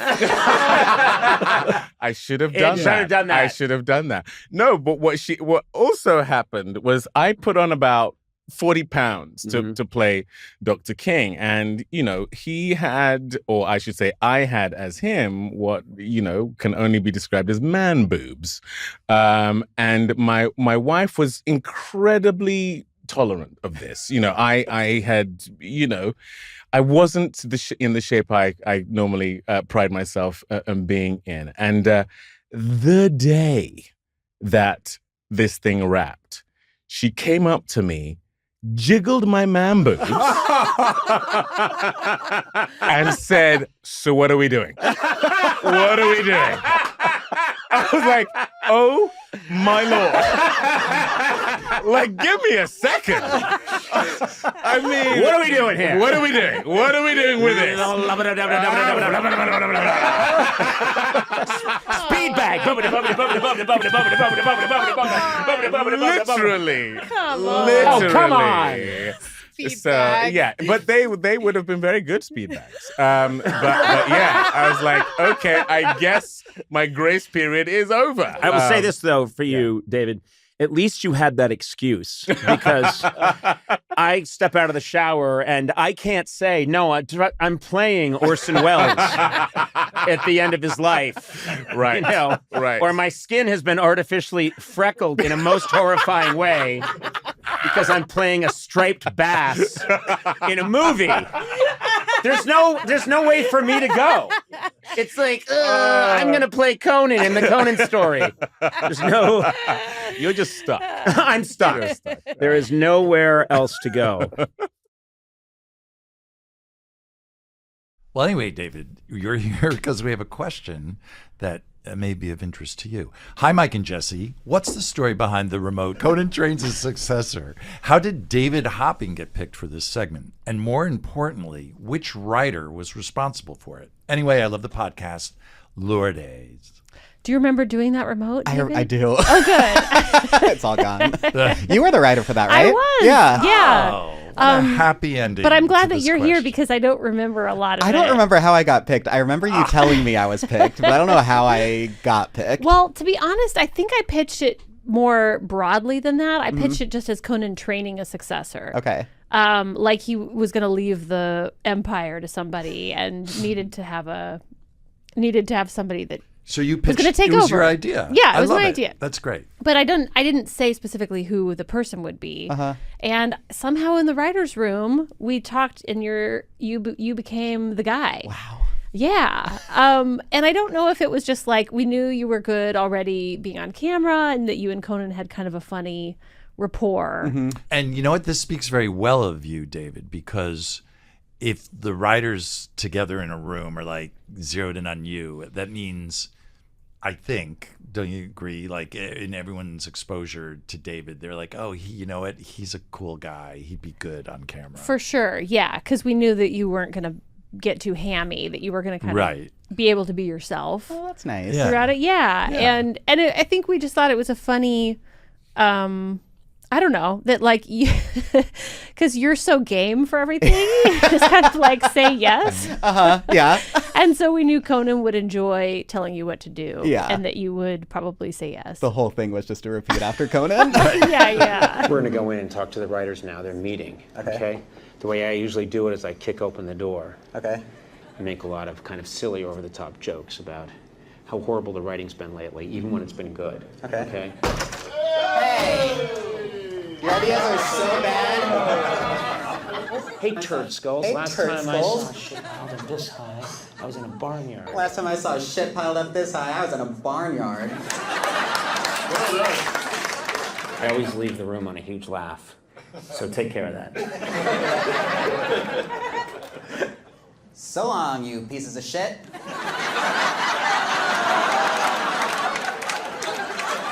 And you're very all-American. I mean, you're from Illinois. Right. Yeah. The Carbondale area. Carlinville. God damn it. Oh.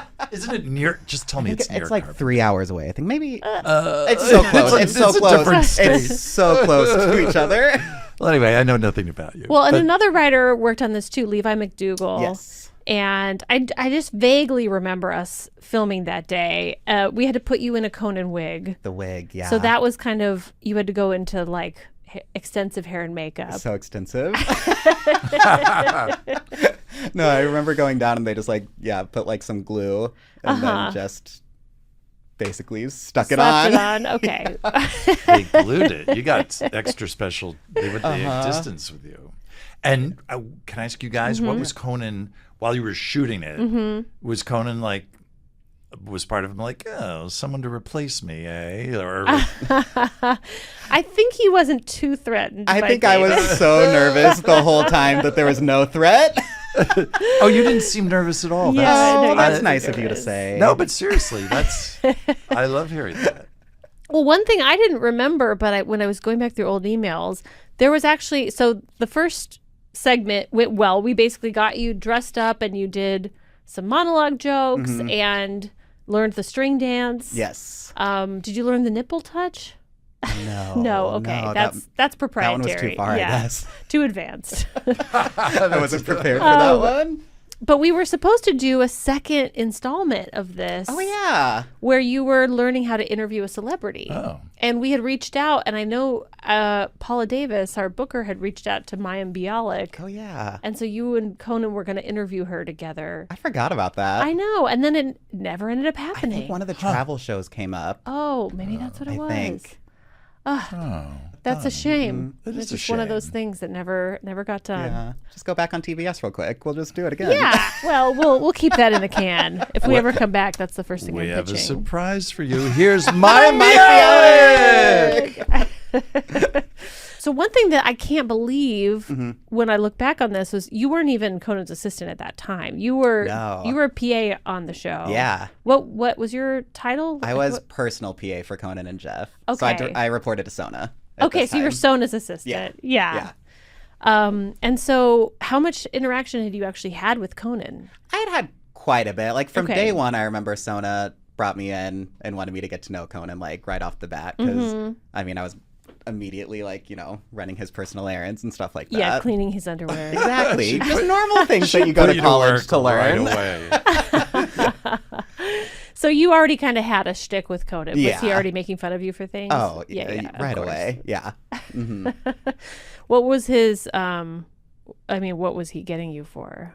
Like, what was his? What was his thing with you? Thing with you? I mean, yeah. being from a small town, I think is the Oh, yeah. in the Midwest is like the number one Okay. thing. that is still stuck around. Yeah. Oh, well, once it's locked in. It's never leaving. It's never leaving. Oh my gosh, this is just making me remember. Was there something in like your hometown paper about this? With front page? Yeah. Oh my God. Yeah, I still have it framed in my apartment. That's fantastic. Well, after this remote aired, that ran in your paper? Yeah, they reached out and like did like an interview with me. Oh, they reached out. You didn't call them. Guys, do I have a scoop for you? Hometown boy makes good. So they reached out. Sweet. They reached out. They did like an interview. Conan and I took a picture and sent it to him, and yeah. Wow. So people back home, you won essentially. That day I did. Yeah. Have you gone back for a high school reunion? No, they did a 5-year reunion, but I missed it because I was here.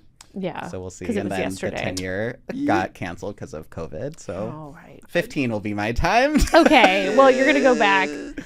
Don't feel you need to go to any high school reunions. But if you've been Conan's successor. Either way, either way, you're going to be like, no one will give you the satisfaction. Okay, well, we disagree. I want to hear about what happened at your high school reunion. I don't want to talk about it. Okay, sorry I brought it up. Yeah, whatever you assume, it's true. Oh. No, it's fine. I mean, in a weird way, though, you do. I mean, because now you are Conan's assistant, and you know what he does almost better than anybody else. In a way, you really are most equipped to become his successor. I guess so. You know where all his wills are, probably. I know. I mean, once I got the banking info, I knew I was in. Oh my God, that's. How do we get in? We'll talk later. Okay. Why talk later? So his credit card number is. Yes. We also need the expiration and the security number, of course. And the billing zip code of, yeah. The billing zip code, yes.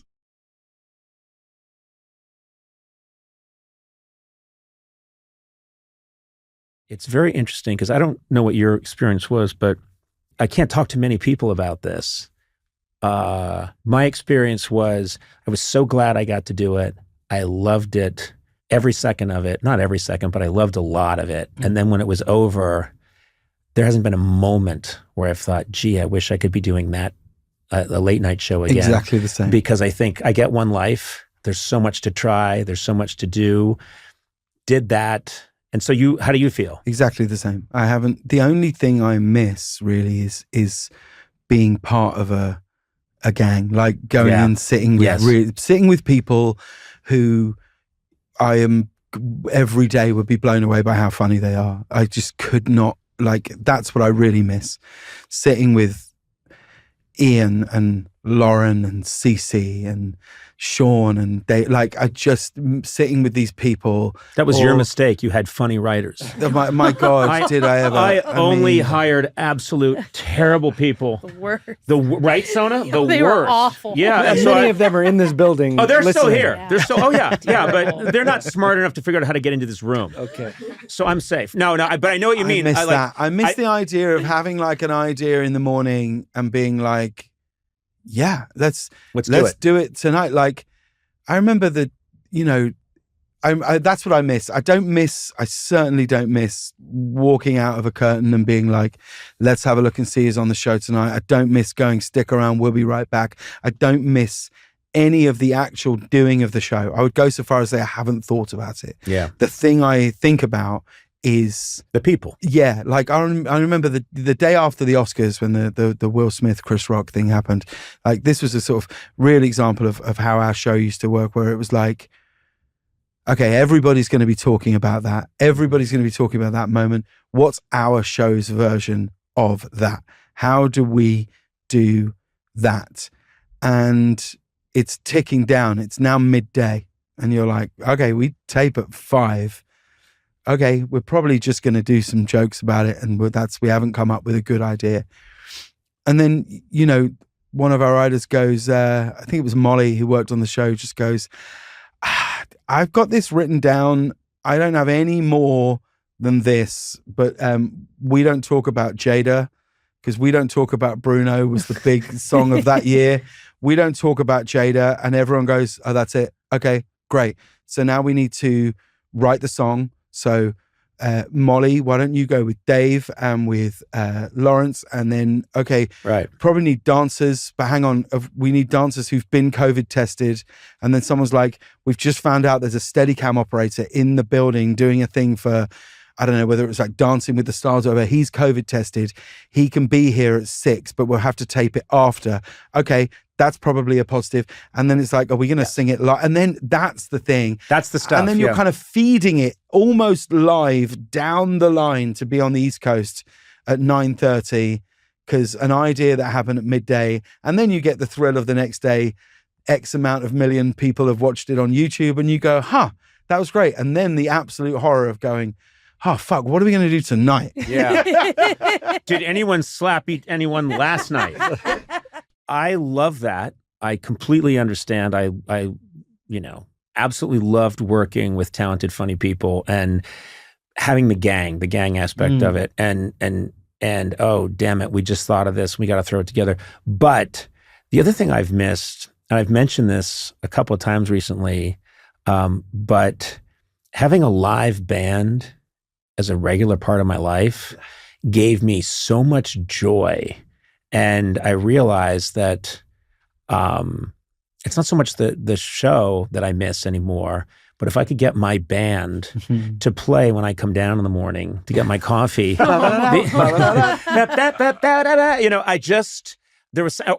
then it's like, well, breakfast was great. We'll take a break. I just loved the power of that.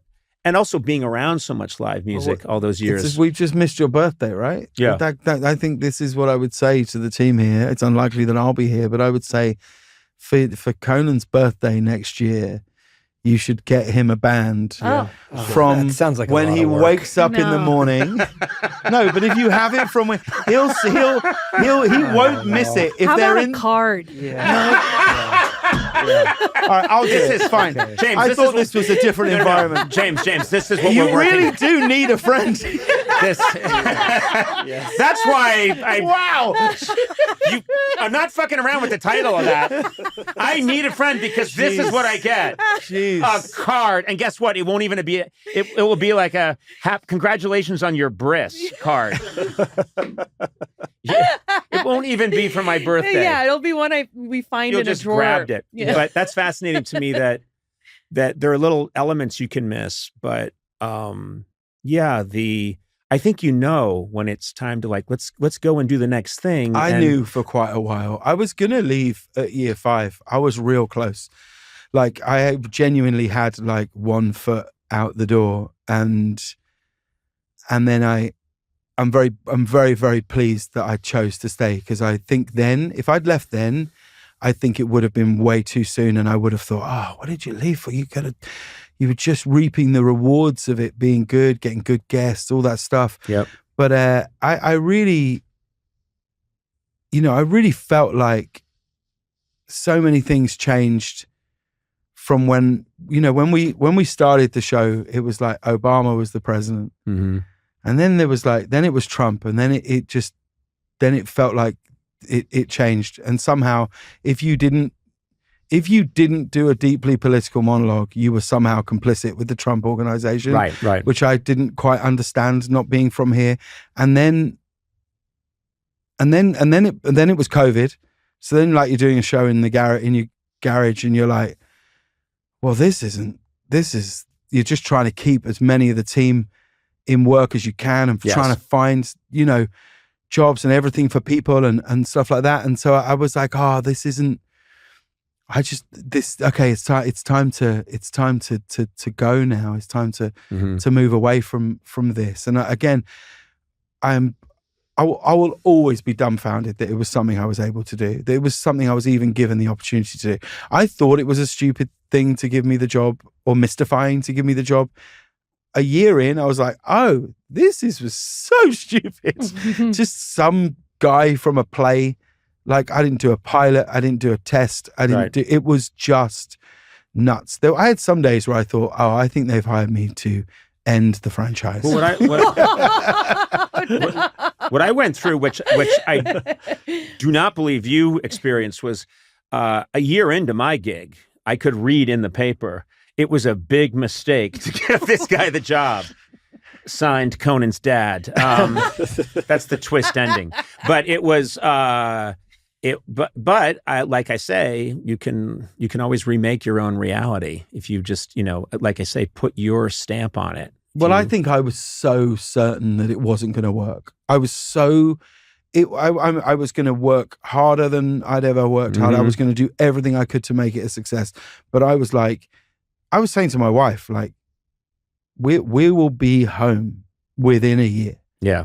Like, we rented furniture. Yeah. Like, all of our furniture in our first rental, on which me and Conan used to live on the same road. You lived right up the street from me, and we realized that. So you came over to my house because I was not going to sit on rental furniture. Correct.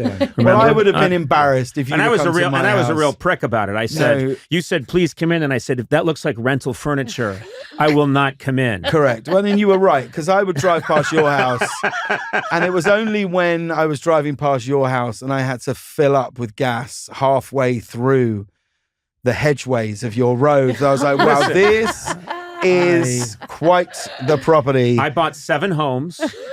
And I had them all stitched together. Yeah. And it's hideous, but it was pure ego. Just pure ego. But it's a beautiful. I always used to enjoy drive, because I used to drive past you, and you would be your kids would be getting on the bus to go to school, and I'd be driving mine down to school because they were like, they didn't get on the bus because it was they were much younger, and I'd always enjoy. Sometimes we'd wave, and sometimes you wouldn't see me, and I would really, I genuinely mean this from the bottom of my heart. I would say this happened about 6 or 7 times. If you are lucky enough to watch Conan O'Brien hugging his kids and putting them on a bus, you're like, oh man, that's some real dad goals. Because my kids were. Here's the problem: those weren't my kids. Oh God. Yeah, and it ended badly. That really. It's such a nice thing. Why? Why did I do that? No. You really. That was such a nice thing, and I don't know why I did that. No, I used to look and I used to think, oh, that is. Genuinely, I know this sounds so silly. I mean it. I used to look and think, oh, that's it. If you can keep a relationship with your kids that long that they want to hug you on a bus before they get on the bus, it's like true. That's a great thing, And I'd look at my kid and go, why can't you be like that? No. Your kid's in the back seat smoking a cigarette. No, then I'd realize. Move on, Dad. Then I'd realize I'd forgotten the kids. And be like, no. Yeah. So, okay, it's funny too, because I read an interview where you, I believe you mentioned this David Bowie quote that really resonated with you. Yeah. And I'm such a Bowie fan, and because I was lucky enough to be doing my show back when we were able to have him on. Oh, man. And do a bit with him. And he was on a couple of times, and he was such a nice man. Yeah. Such a lovely man to me, to the point that once I was in some club watching a show and someone tapped me on the shoulder, and it was David Bowie. And he was with Iman, and he was just like, hey, he saw me and he came over and just wanted to say hi. And I thought, he's such a gentleman. He's such a lovely man. Have you seen the film? Have you seen Moonage Daydream? Yes. Oh my God. I mean, such a lovely man. I never met David Bowie, but I felt like I was catching up with an old friend when I watched that film. It's like, man. So what is it he said that spoke to you when you were thinking of moving on? I mean, I would honestly watch this clip like sometimes multiple times a day, because I was really walking away from a contract offer that I was pretty certain I'm never going to earn money like that again. I'm pretty certain that won't come my way again. And he says in this clip, he says you should never try and fulfill other people's expectations. Never try and fulfill other people's expectations. And then he says, and I go so far as to say, if you're comfortable in the area that you're working in the wrong area. And if you should always swim a little further out. Yep. So the water's at your chin and your feet are just scraping the bottom. And if you feel slightly scared and you feel out of control in it, you're probably in about the right place to do something very interesting. And I just used to watch it all the time and go, no, I am too comfortable here. I think if I stay, it's not that I'd be miserable. I didn't think that in any way. I was very happy doing it. I loved doing it. I loved doing all the people that I was working with. But I was like, if this can't be the last thing I do. No. It can't be. I have to go and see I have to go a little further into the water. I have to go a little further into the woods and see what else is there, safe in the knowledge that it might be nothing, safe in the knowledge that it might never ever be as big as this again, or as acclaimed or talked about in any of those things. But I'm about to do a play at the Old Vic in London for 8 weeks. I've never in my life felt more scared really than what I'm about to do. Have you played the Old Vic before? I've never played at the Old Vic, but it's because it's a really, really serious play. It's a really The Constituent? serious, called The Constituent. Yep. And I've never been more. When I say I've never been more scared, what I mean is I have woken up in the night, I think for the last 2 weeks, terrified by the notion that I will forget the words, because I've just never ever done anything like this before. Mm-hmm. But that's the reason to do it. Yeah, but it's again, it's to be able to say, I ruined the Old Vic. I was the last person to play the Old Vic. Shut it down. Aren't you the one? That's me. That's me.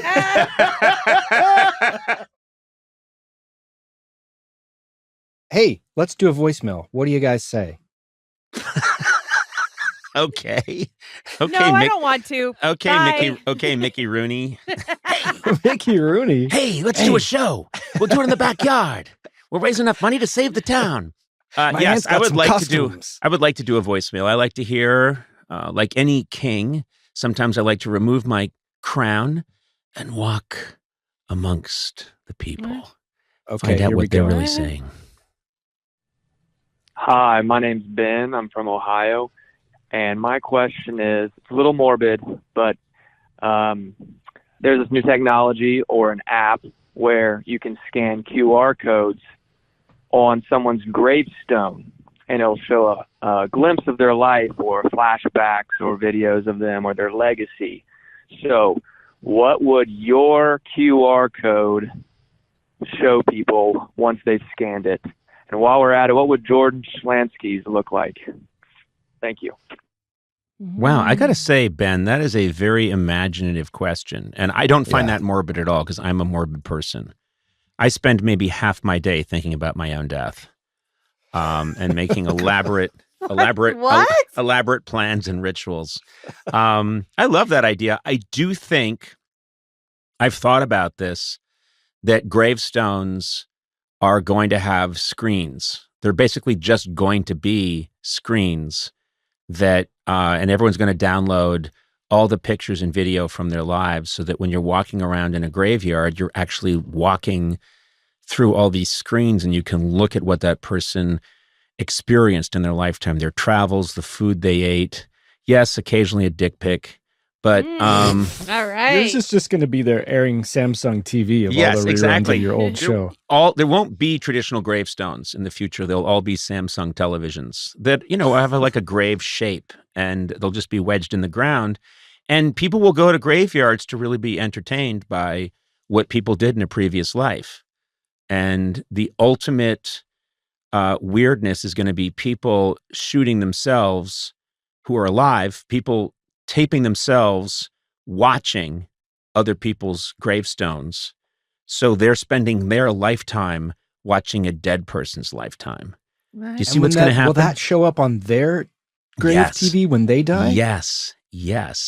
And then the snake eats its tail, and civilization just becomes inverted, and eventually it disappears. It's a mind blower. But Ben, I'm glad you brought this up, because it's quite clear what my QR code's going to be. It's going to lead you to all my greatest hits, everything from my television career. And there's also going to be commercials so that it's monetized. Oh, no. Yes. Oh, no. So what do you mean, oh, no? That's perfect, because a grave needs upkeep. My grave will be very heavily visited. I mean, look at how many people go see Elvis. So we're going to need security, upkeep. one of those red velvet ropes. There's going to be concessions.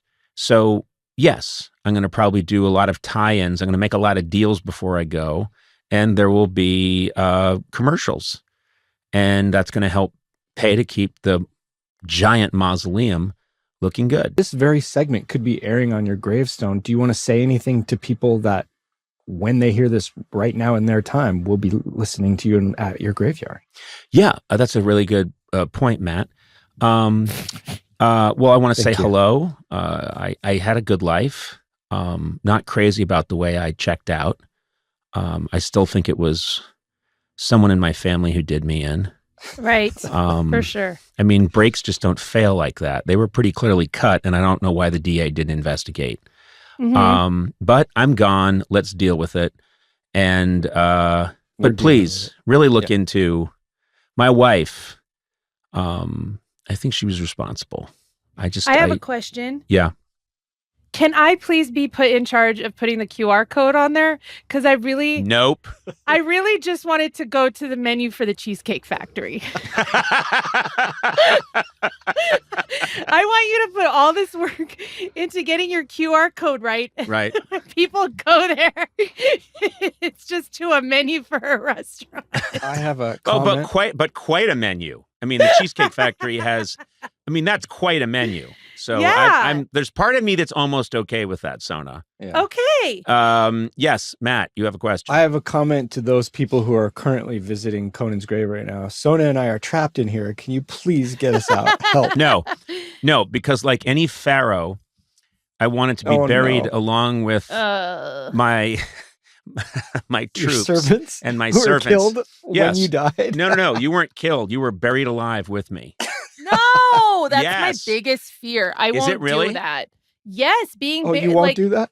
I won't. Listen, if it wasn't my biggest fear, I'd be fine with it. Okay, that's your deal breaker. But I don't want to. I would rather not be buried alive. It really is. I have like That's your greatest about fear? it. What about Yeah. you check into a hotel and the bar is closed? Okay. Because I've seen you when that happens, and you start throwing shit around the lobby. It's pretty intense. No, you were buried with me and you willingly went. You're my loyal servants, and everything I'm going to need in the afterlife, which includes Matt, you, Sona, and some recording equipment, and a lot of cheese popcorn that doesn't go stale. It's hermetically sealed. That's all we need in the afterlife. We're going to be podcasting from the afterlife. This is hell. I know. It's not hell. It's heaven. It's heaven. I'm busy. Anyway, and think about all the guests we'll get in the afterlife. Why, here comes Abe Lincoln and Gandhi. And look, they're with Dean Martin. Come on over, fellas. They're doing a joint interview? Yeah. I mean, that's amazing. Okay. Yeah, exactly. I guess. Yeah, I love that. I think it's fantastic. We're going to get the best podcast guests in the afterlife. That's where all the great people are. So I'm glad we had this talk, and I'm glad we answered this question. Ben, I'm going to get to work right away on putting this QR code on my gravestone. I hope we don't need it for many, many years. Cheesecake Factory. But that's up to my wife and her plan to get me out of the picture. Anyway, we'll put a QR code on it, and it will link to all my greatest hits, plus every 20 minutes, the menu for the Cheesecake Factory.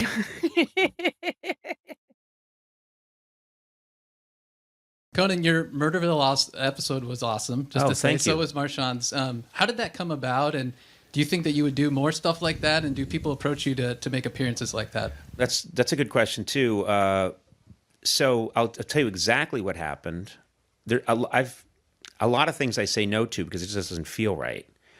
I get a call, and I get a text. It's Will Arnett, and he says, "Can I get on the phone with you?"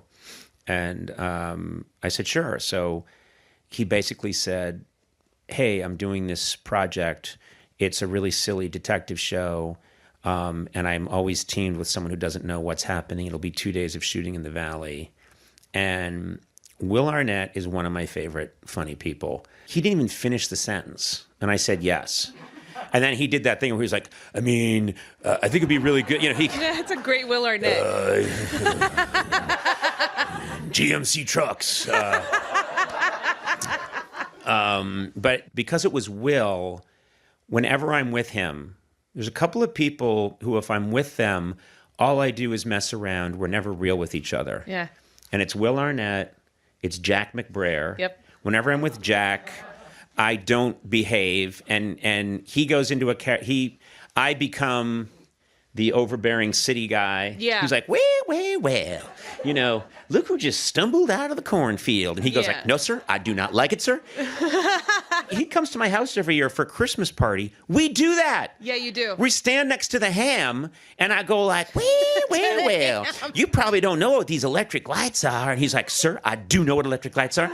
And people are laughing, and occasionally someone thinks I'm really doing that to him. Yeah. I have people occasionally like, you should be kind of nicer to Jack McBrayer. I'm like, it's a joke. I'm doing my thing. He's doing his thing. But that's the relationship I have with Will Arnett. So he said, let's do it. And then it's quite strange. They don't tell you anything. All I knew was that I was a trainee, and you're in your trailer. They come in, hair, makeup. You're waiting. Then they bring you into this giant warehouse and where they're shooting, and they bring you in the back. And I haven't even seen Will yet. I haven't seen anybody. And I'm behind a door. And they say, when someone taps you, go in. And I can just barely hear what they're saying because I'm on the other side of all this, this set. And I'm quite a distance away, and I just hear, you've got a new partner. Not a new partner. I don't know. Well, here he is right now. Let's get him in here. And then someone just taps you on the back, and you walk in. And the next thing you know, I haven't seen it yet myself, but people tell me I keep saluting people. You do. And I don't know what's happening. Yeah. And I just will say things, and Will's trying to make me laugh, and I'm trying to make Will laugh. And there are moments when you broke, and you could tell the two of you were just like having a really fun he time. kept, and there are little things like they bring this guy in cuffs and this magician, and then he's pulling all this stuff out, and I'm like, don't people get searched when they, and Will does this thing where he laughs and holds his, then it's really fun, but it's kind of like an escape room or something. Like you don't know what's happening. It's a really good idea, I think, for a show. And I've had a lot of people say, was the hot sauce thing real? And I was like, yes, it was really real. That was very hot sauce. And Will kept putting more and more on. And my thing was, I'm going to eat as much of this as I can. And my eyes are watering. And then when the scene was over, someone came walking up to me. Everyone's masked and everything, but walking up to me with a big plastic bucket and said, if you need to throw up. I'm like, you were prepared for me to throw up? They didn't give you like milk or anything? Someone was standing there with milk, but I think they were drinking it. Anyway, it was really fun to do. And yes, at this point, if something sounds like it could be interesting or different or fun, I'm really up for it.